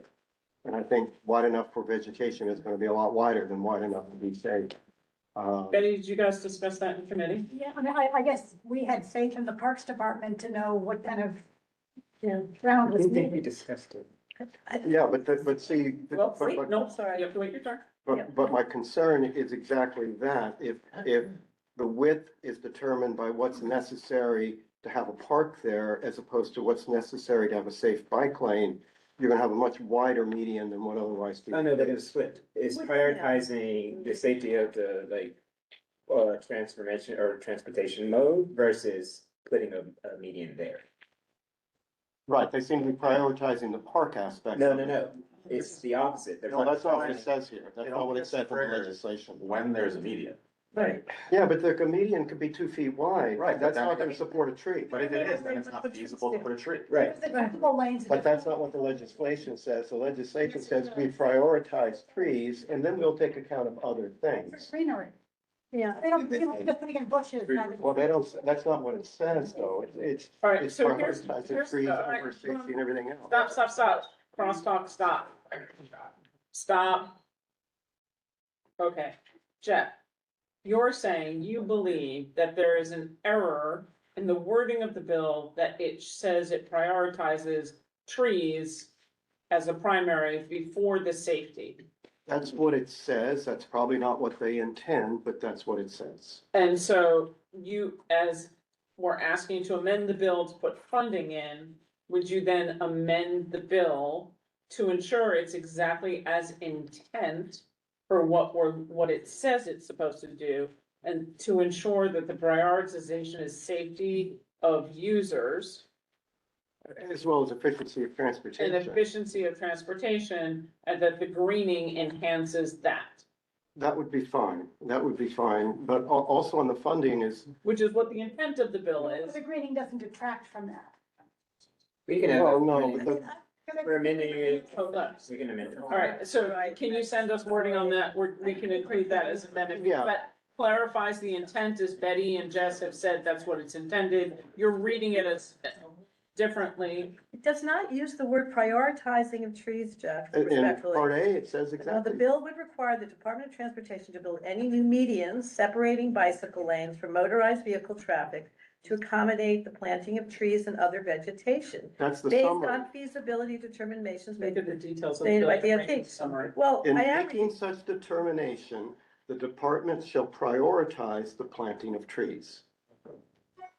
And then consider a bunch of other things. right, well, all right, I, if I can just finish, I guess my point is, I don't think they Roger meant wrote that, but this that's what bill. they say. Okay, so I feel like it's a situation where perfect is gonna be the enemy of the good. This is an extraordinary moment to finally have the city make good on their claims towards sustainability, on all the features in the street design, to leave out green and sustainability and all of that is insanity. But I'm. And so we're seeing it in Canal Street and everywhere. And so, you know, respectfully, I think we should really consider whether we want to parse this thing and, you know, I devour think we it. were I think we were gonna recommend simply amending it to actually say what you say it should say. Okay, okay. And then I would be okay for it, but also on funding, Yeah, I'm we getting need there. to have, they need to identify and establish a sort of funding, not just seek it, because we know what's gonna happen if you just. That was the They- first yeah. amendment that we agreed to. This is the second one, so it's a clarifying language to the bill. I think those are both really smart things, For funding. right? Jared, you're the last hand I see. Two quick things. One, the Parks Department will routinely turn down permits if it's not suitable. Our owls are blinking.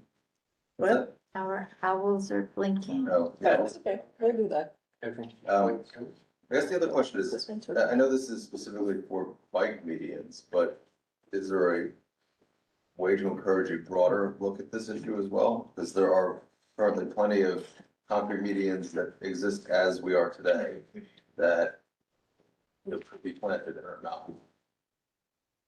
Well, let's get through this first, and then I suggest we write to city council and suggest that as an amendment to this, but no, we didn't discuss that, so let's keep it tight, right? We have this, I see Jason over there, Jason, I had. Excellent. Well, No, we're gonna take these three together, stop. We're taking two, God, this is taking long. Okay, we're gonna take these. because I think they're gonna have different answers to different things. Maybe not a good time, I'm just throwing that out. Do I hear a second? Second. Okay, we're gonna, thank you, Jason. If the question was called and the question was seconded to take these two together. Again, same thing, it's a vote by affirmation. And we have two amendments to the second one. If you do not want to vote for any particular one, you must say your last name and which one. So please make sure you're not looking and saying the first one, the second one, you're using the intros. Because we gotta record the votes. Okay, vote by affirmation. Are there any opposed? Lerner opposes. What do they, Yeah, where they Are you opposing both? Yes, the whole thing. They're not and gonna these- listen. You have to Gotcha. be, You need to be on deck. You can't go through this fast. I am patient. Okay, Joe, your vote has been recorded. Opposition continuing. Amoruso, No. thank you. Yes for intro 2024 Flores. Flores, no. Intro 1233, 2025. Thank you, Flores. Are there, yeah, Rossi? No, Rossi, no, intro 1233 for 2025. Okay. Are there any other no's online? Sorry, Kuchia, no, 2025, sorry, what Rossi said, sorry. Other one, yes. So I can't Okay. remember the darn numbers, I'm sorry. Pay attention to your agendas. I gotcha. Anybody else looking who's a for no it. on any of this? Eric, you, no, on the second one. You must call out the intro number or your vote doesn't count that way. So it's either, Looking. Eric, you votes no on intro 1233-2025. thank you very much, Mr. Yu. Hernandez votes no for intro, the first 2024. Okay, thank you. Any other no's? Fantastic. Are there any, I'm gonna recusals? change to no, Tammy. For what, Mariama? The one before this. Jason, For 1233-2025. Okay, thank you. You're a no on that. Gotcha, no problem. Thank you very much. I assume there's no recusals because I haven't heard any and there's no abstentions, correct? So with that, motion passes. Thank you very much for threading the needle. Jeff, please send us vocabulary on both of those. All right, that's number one and number two. So number three. Right, the third one is No, this is number 4. Oh, it is? This is, That's three, supports. This is supporting city. No, next one, there you go, stop. Good. Support for CB3's resolution about requesting expeditious safety improvement in Manhattan Bridge off ramp.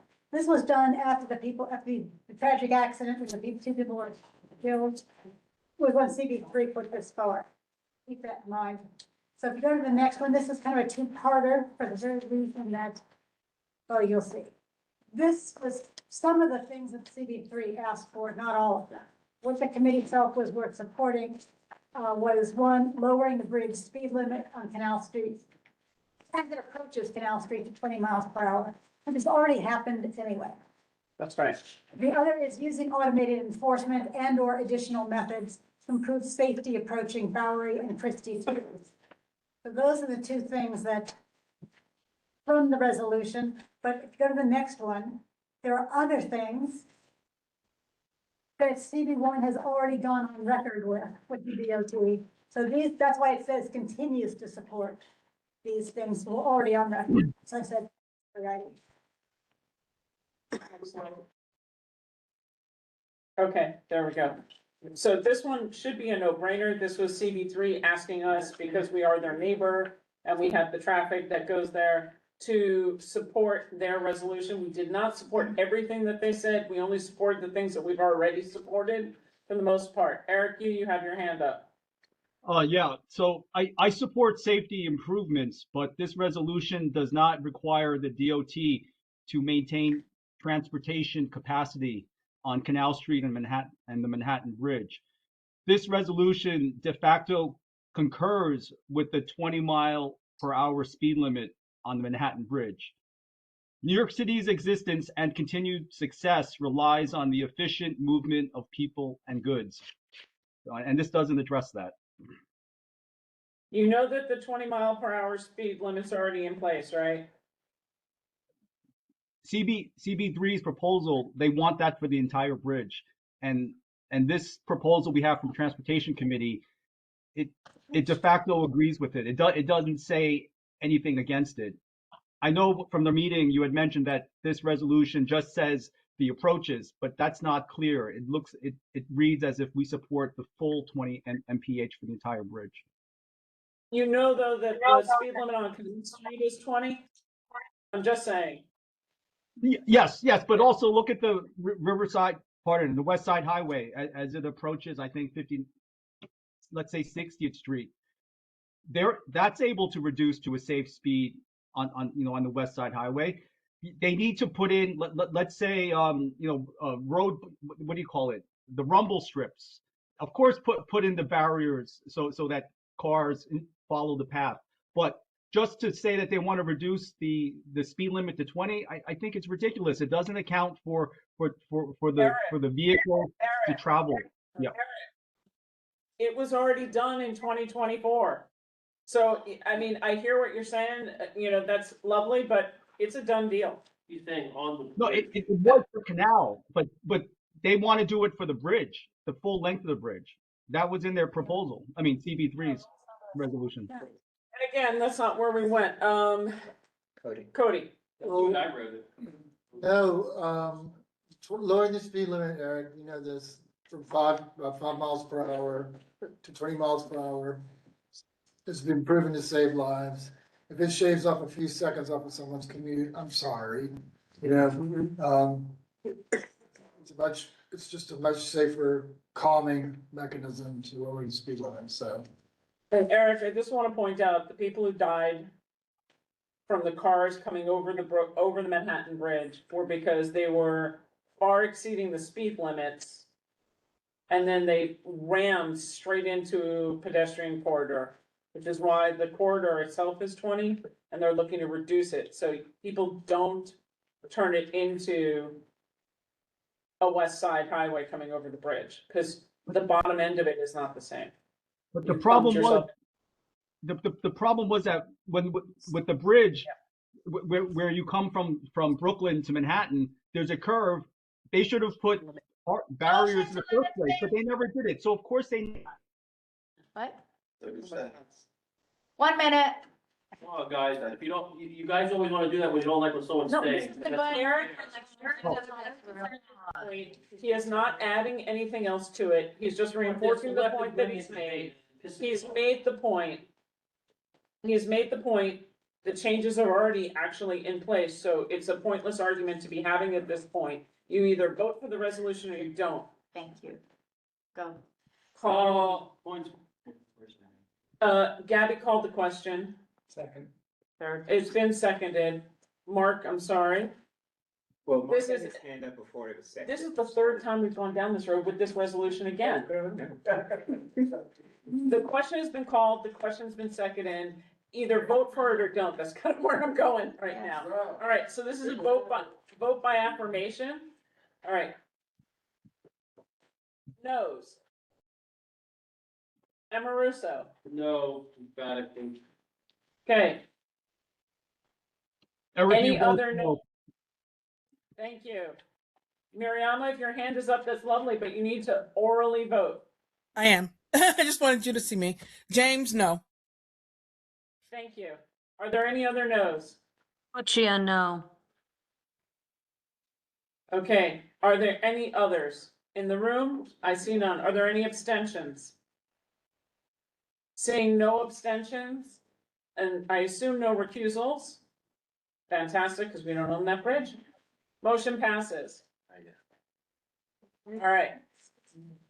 Canal Street redesign. I'm gonna set the table for Betty and Jess. Okay, because we did an extraordinary amount for this cause. Betty and Jess had a preview of the DOT presentation several months ago in October, I believe. It was back in October. In November or early November, we did a joint meeting with CBs 1, 2, and 3, all of us together in Chinatown at a location. And then we asked DOT to not only go other places and meet with other people like bids and things like that, but to go to each individual community board. This is not the final design plan, as Assemblymember Lee said. This is a feedback session. This is sharing the feedback from point A, so when they come back to us, based on their timeline in Q1, they will have an improved plan. So this is not a point to be saying it's not a full baked proposal, it's a feedback session. It's a very different item. I want to make sure everybody understands what we're talking about here is feedback. With that, Betty and Jess, please take it away. Yeah, thank you. And you can see, Tammy's just spoken about what's showing on the screen right now. So there are 4 parts to this, therefore be it resolved. Hopefully you've seen it. I don't know, you really want me to read all of them. Yeah, I don't want to read it, so. No, we don't want to hear. The first one is we support an effort for them to do something. And this is not the first time we learned that Canal Street has been looked at. This might be the 3rd or 4th. Next one. More than that. Oh, there you go. Thank you, Mark. And again, the 7 pages of this resolution are preceding comments gathered from CB members and members of the public. And it very clearly says, we may not endorse everything, but these are things we have heard. Okay, this again talks about the 3rd one, talks about a lot of the persistent issues that we think that there are. Multi-agency involvement for support.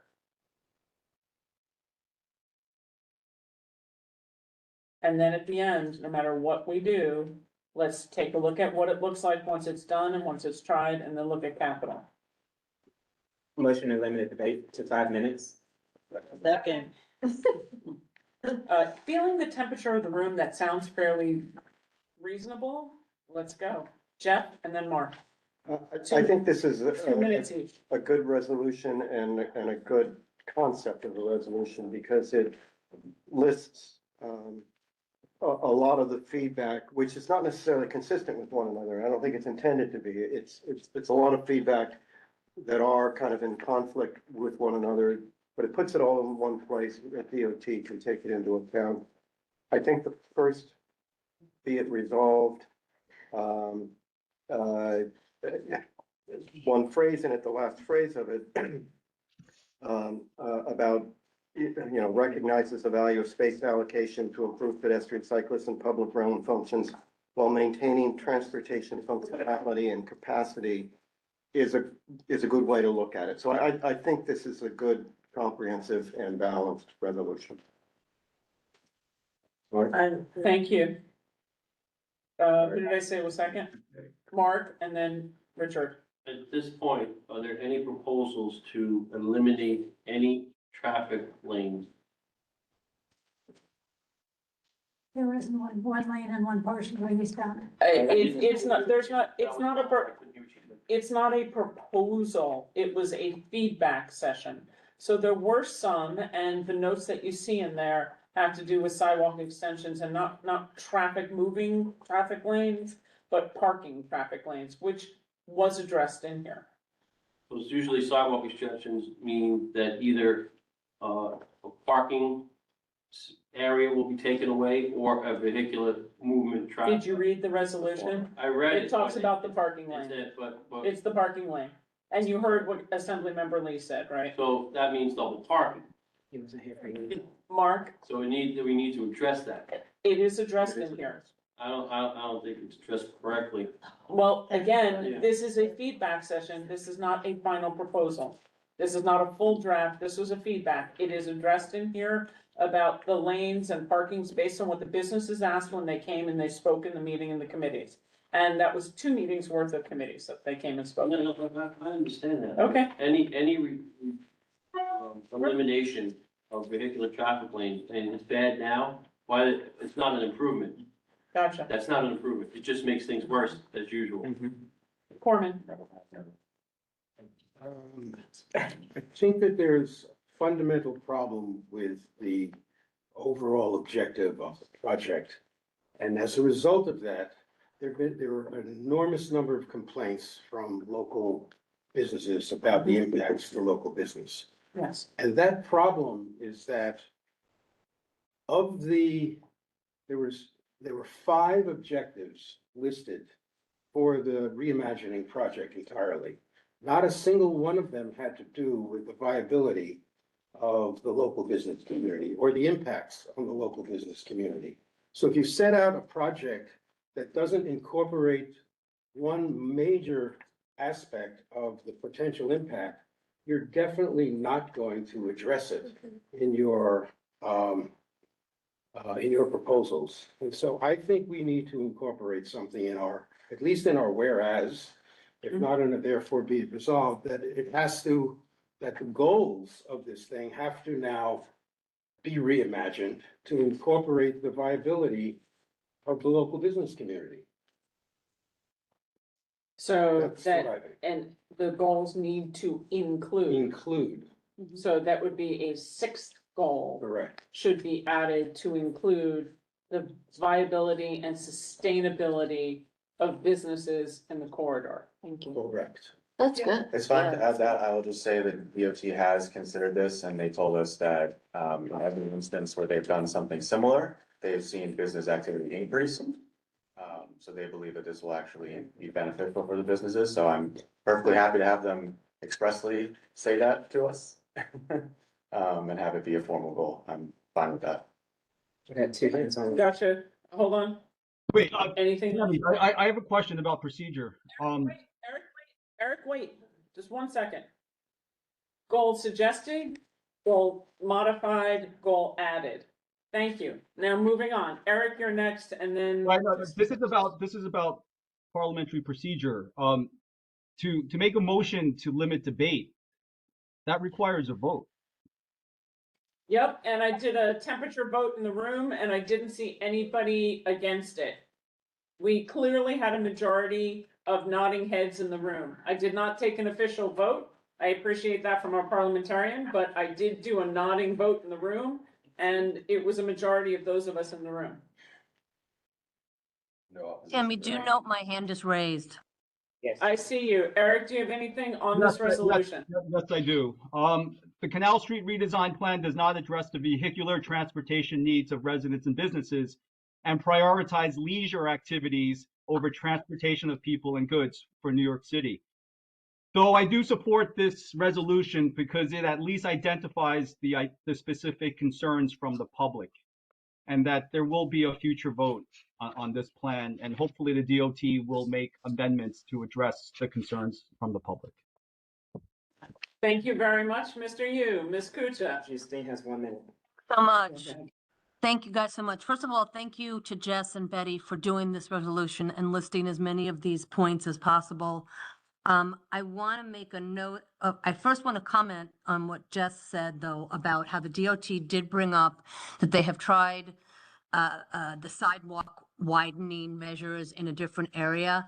And I think that what's missing from what Jess said is what Jan Lee said in committee, which was that Chinatown in and of itself in New York City is very different than the area in which the DOT of New York implemented it and did its test structuring, Sure, whatever it's- that they're doing now. And I think it's really important to note that. And I think it's also really important, and that's not mentioned here in writing. And I think it's also really important to note somehow, and however this our CB1 wants to relate to it, but Jan Lee complained that he felt as if it was particularly racist almost against the Asian community, that they made a different plan or different sets of sidewalk and different sets of criteria for what was happening west of Broadway and what was happening east of Broadway. And I think that's really important to note here. And once again, I love the resolution. I love the fact they listed so many pieces and points raised, but they did not raise or list that point. And I think that point is really important. Justine? Thank you. I can address both those comments if you'd like. Yes, because please. I worked with Betty. Okay, so, we took the concerns that Jan and the business owners had about the section in Canal Street as they were determinedly different from the other sections, and put in DOT speak, the language that's needed to resolve the concerns about the elimination of the spaces in those zones. So all of those concerns have been addressed in the resolution. What we did not say, and we potentially could put in there, that, and it wasn't just Jan, but there were numerous comments received that the comp sets DOT used for other streets such as 7th and 8th Avenue, which are the ones they used in the meeting, are not equivalent to Canal Street due to the differences of the side streets, right? That we can easily say because that was a frequent comment. You know, Canal Street has historic streets that come off it. They're not nearly as wide as any of the 7th or 8th Avenue side streets and things like that. So that's an easy thing to go in there. It's a note. I don't think it's going to change anything because we have frequently said in the feedback that the side streets were very narrow. But if it was a comment raised many times that the comp sets that DOT referenced during the meetings were not equivalent due to the different landscape of the sizes of the side streets. Thank Does you for anybody have- that clarification, Anybody have Tammy. arguments about that for the meeting? No, I think that was, It's you just- summarized it it's well. Just referring to the comp sets that they mentioned. Okay. So we're at time. Call the question. Second.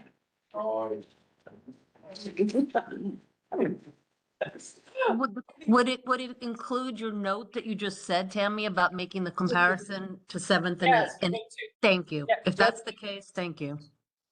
Yep, the two things that are added are the comp set differences for 7th and 8th Avenue. Right, the side streets are narrow, are not equivalent to Canal. And the goal of the viability and sustainability of the local businesses should be a prioritized goal in this. All right, so it was called, it was seconded. This is a vote by affirmation. It was a lot of work by everybody. Thank you so much. Are there any opposed, Cody? Any opposed? Opposed from Russell? And Maruso is opposed. Is there anybody online opposed? No, he said he support. There is no one online who opposes. Are there any abstentions? Hearing and seeing no abstentions, no recusals in the room, and none online, motion passes. Thank you, guys. Exactly. All right, thank you, Betty. Is that it for you? You're up, Alice. I'm not going anywhere just for the rest of the speech. Yeah, Betty and Jess, Barbara, thank you really a lot, and Tammy. That was excellent. Okay, so we had a joint environmental protection and Battery Park City Committee meeting, and Jeff and I will talk on this very quickly. The first part was Northwest Battery Park Resiliency. They're looking to show us now the ends of 3 streets that are having drainage infrastructure put in, and that's West Thames, Rector, and Albany. Can somebody dance this like great? And this is the Y. You're looking at the 18-inch tide gates and gate structures, as well as the combined sewer overflow at these locations, which are requiring the redesign of these areas. And there will be a separate resolution and a separate meeting on drainage in January. Here is Albany Street. Yes. Showing you the orange is the wall. That'll be an 8-foot wall at the end of the, right before the Esplanade. And then you see the gate, an 11-foot gate coming across. This is the area that has to be managed for the new drainage piece that's coming in, the tidal gate. Next slide. And that is what the proposed, what the existing, am I right? No, the proposed, sorry, I put my glasses on. So somehow we missed a slide. Anyway, this is the proposed, and you can see to the right and left, the gates and the walls and the opening in between. And they're attempting, the designers, to create a kind of conversation pit idea, seating and a sort of end to these streets that's beautiful, gracious, and still gives off to the view on the river. Next slide. This is closer in, overlooking the river. These are one of these sort of conversation areas. You can see where there's seating on the left and right, and we suggested that maybe they incorporate the seating in some way with the walls, the actual flood walls. Next slide. Next slide. Next slide, somebody? Okay. This I actually can't see on the slide, but I'm assuming this is Rector Street, but they're all very similar. You're seeing, again, walls in the gate, in plan. Next slide. Okay, so that is the existing, and more or less. Okay, so you see what you've got now, and just so people aren't completely shocked when they see the proposed, when it actually happens pretty soon. And so that is those are the walls that you'll be seeing, and the scale of the opening. And this is, of course, something that we're just learning about, so it's always good to sort of be prepared. Next slide. And this is, again, Thames. This is Thames, right? Yeah. Existing, right? And I'll show you the last one, which is now Thames proposed. So these will be major areas of, construction, and that will allow me to segue into how that's going to be controlled by an independent environmental monitor. But I think, or do we have any other slides on these? Alice, can I say? Yes, you certainly may, and that's just looking back towards the city from the Thames. Go ahead. One of the issues, one of the reasons that the street ends are now a subject of discussion as opposed to a long time ago is that when the design was first presented, the drainage issues were not, hadn't been designed yet. And as a result, and now they have been. And the drainage issues result in a lot of space at the street ends, particularly Albany and Rector, that nothing can be on top of, and it constrains what the street end can look like.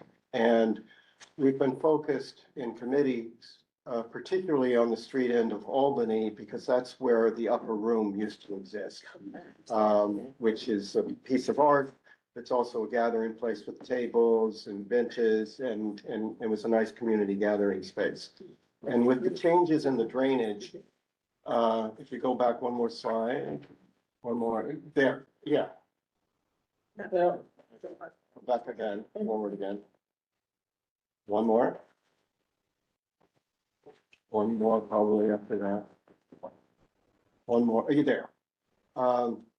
Where it's showing those little orange things there on the lower half of the screen, that's roughly the spot where the upper room used to be. And this clearly isn't as much of a meeting kind of place as the upper room was. And so what we've asked the authority to do is to come back with to us with a better design for the street end in light of the constraints of the drainage and of the wall and so forth. And they've agreed to do that, and they've acknowledged this will likely result in a change order to the contract, but they're prepared to work with the community to do that. And so we expect to have meetings beginning in January where we basically work on these street ends. And the meeting this past week was simply to discuss what the design constraints were, and now we got to see some designs. Right, thank you.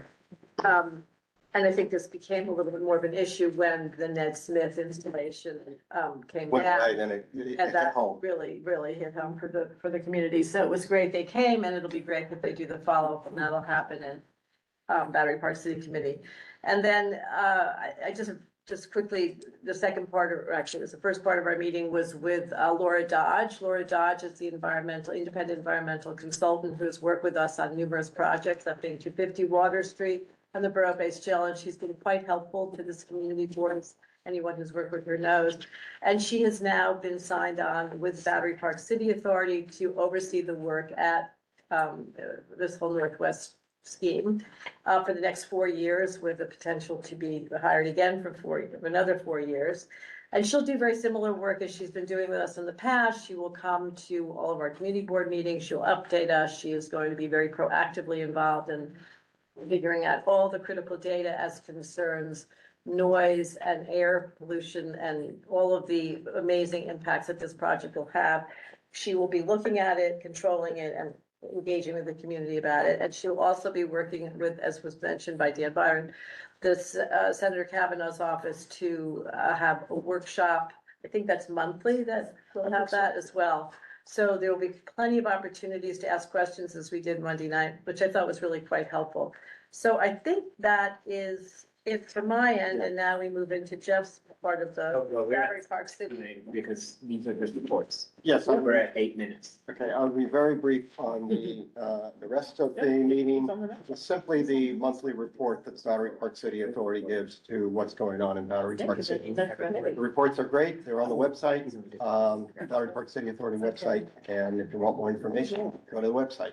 That's it. Can I just ask, you kind of explain this, but so the only thing that was new in those frequency things was the ends of Albany Retro and like right at the end, and Thames? Yes, new in the, what you're seeing there is actually still the old design, but they haven't taken into account the new drainage scheme that basically limits what can be done at the end of Albany Street. And we don't like the design that's the old design that they presented to us because it doesn't give enough definition to the street ends in terms of what the upper room used to be in particular.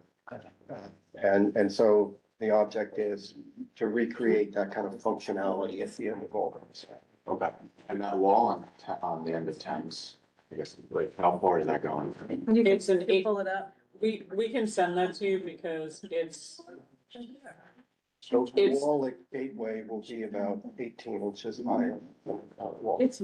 You know why I'm asking. I know why you're asking. And the 8-foot wall at West Thames is new, so. The reason, you know, it's because I have to tell my mom, that's why. Oh, Exactly.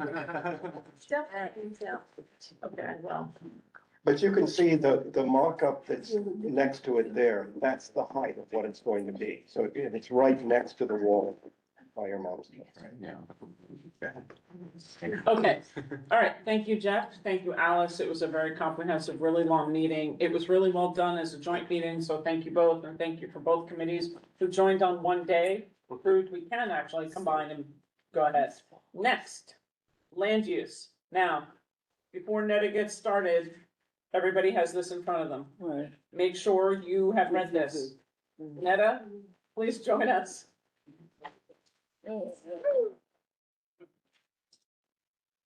Yes, one report and one letter to PDC. Let's start with the report. The report was 86 Warren Street. The applicant was requesting an addition on their rooftop. They had some unresolved issues with the neighboring building. During their construction, they had caused damage to their neighboring building. Some of the neighbors were in the committee. We suggested for them to come up with an agreement to remedy the damages before coming in front of the board and asking for review of an addition on the rooftop. So they are, I believe, coming back in March. February. March. March? Mm-hmm. Oh, fantastic. Hopefully, they have resolved the issues with the neighbor and we can review the proposal.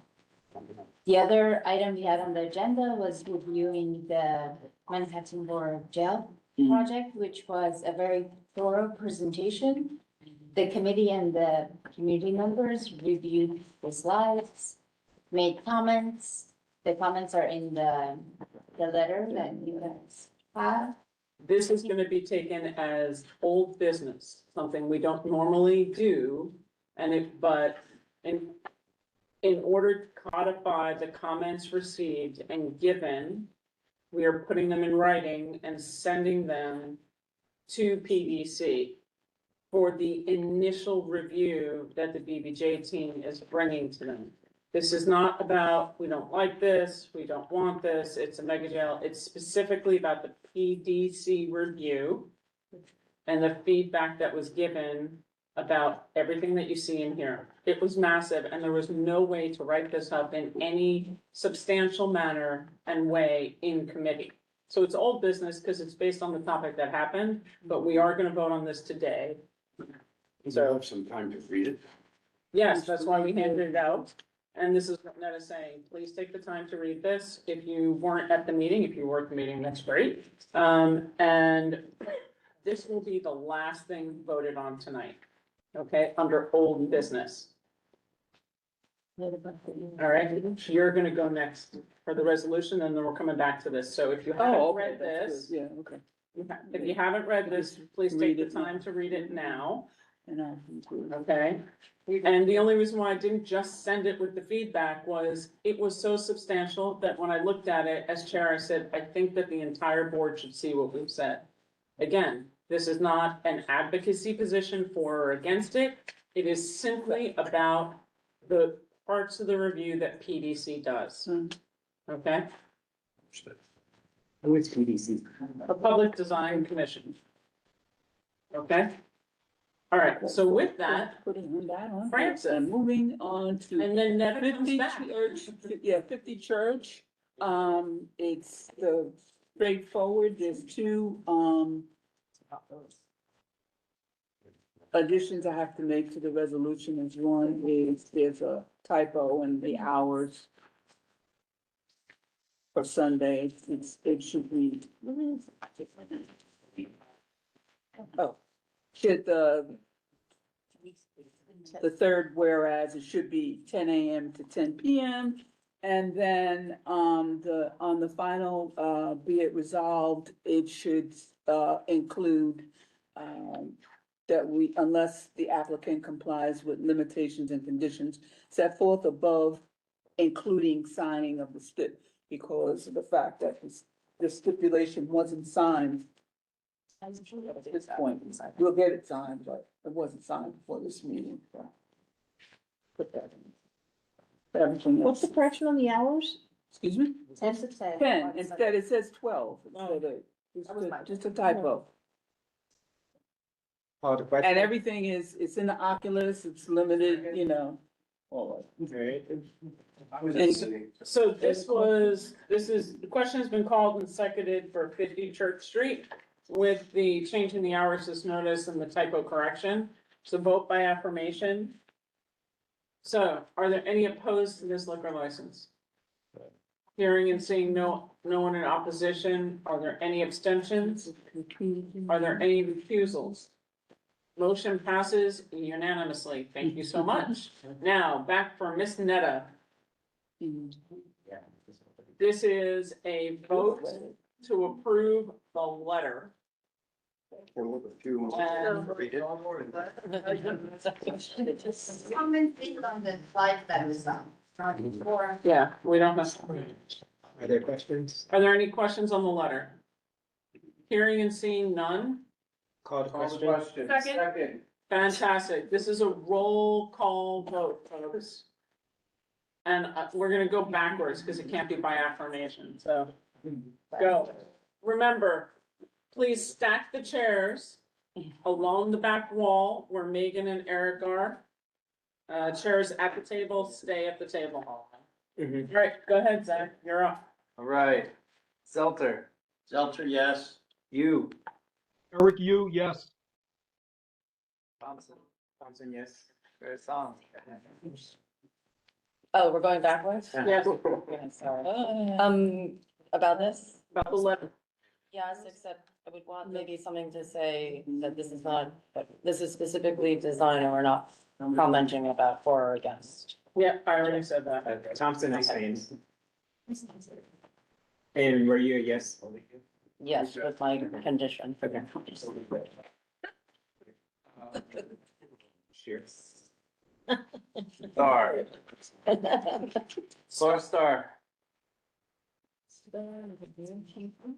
Here. Here, yeah.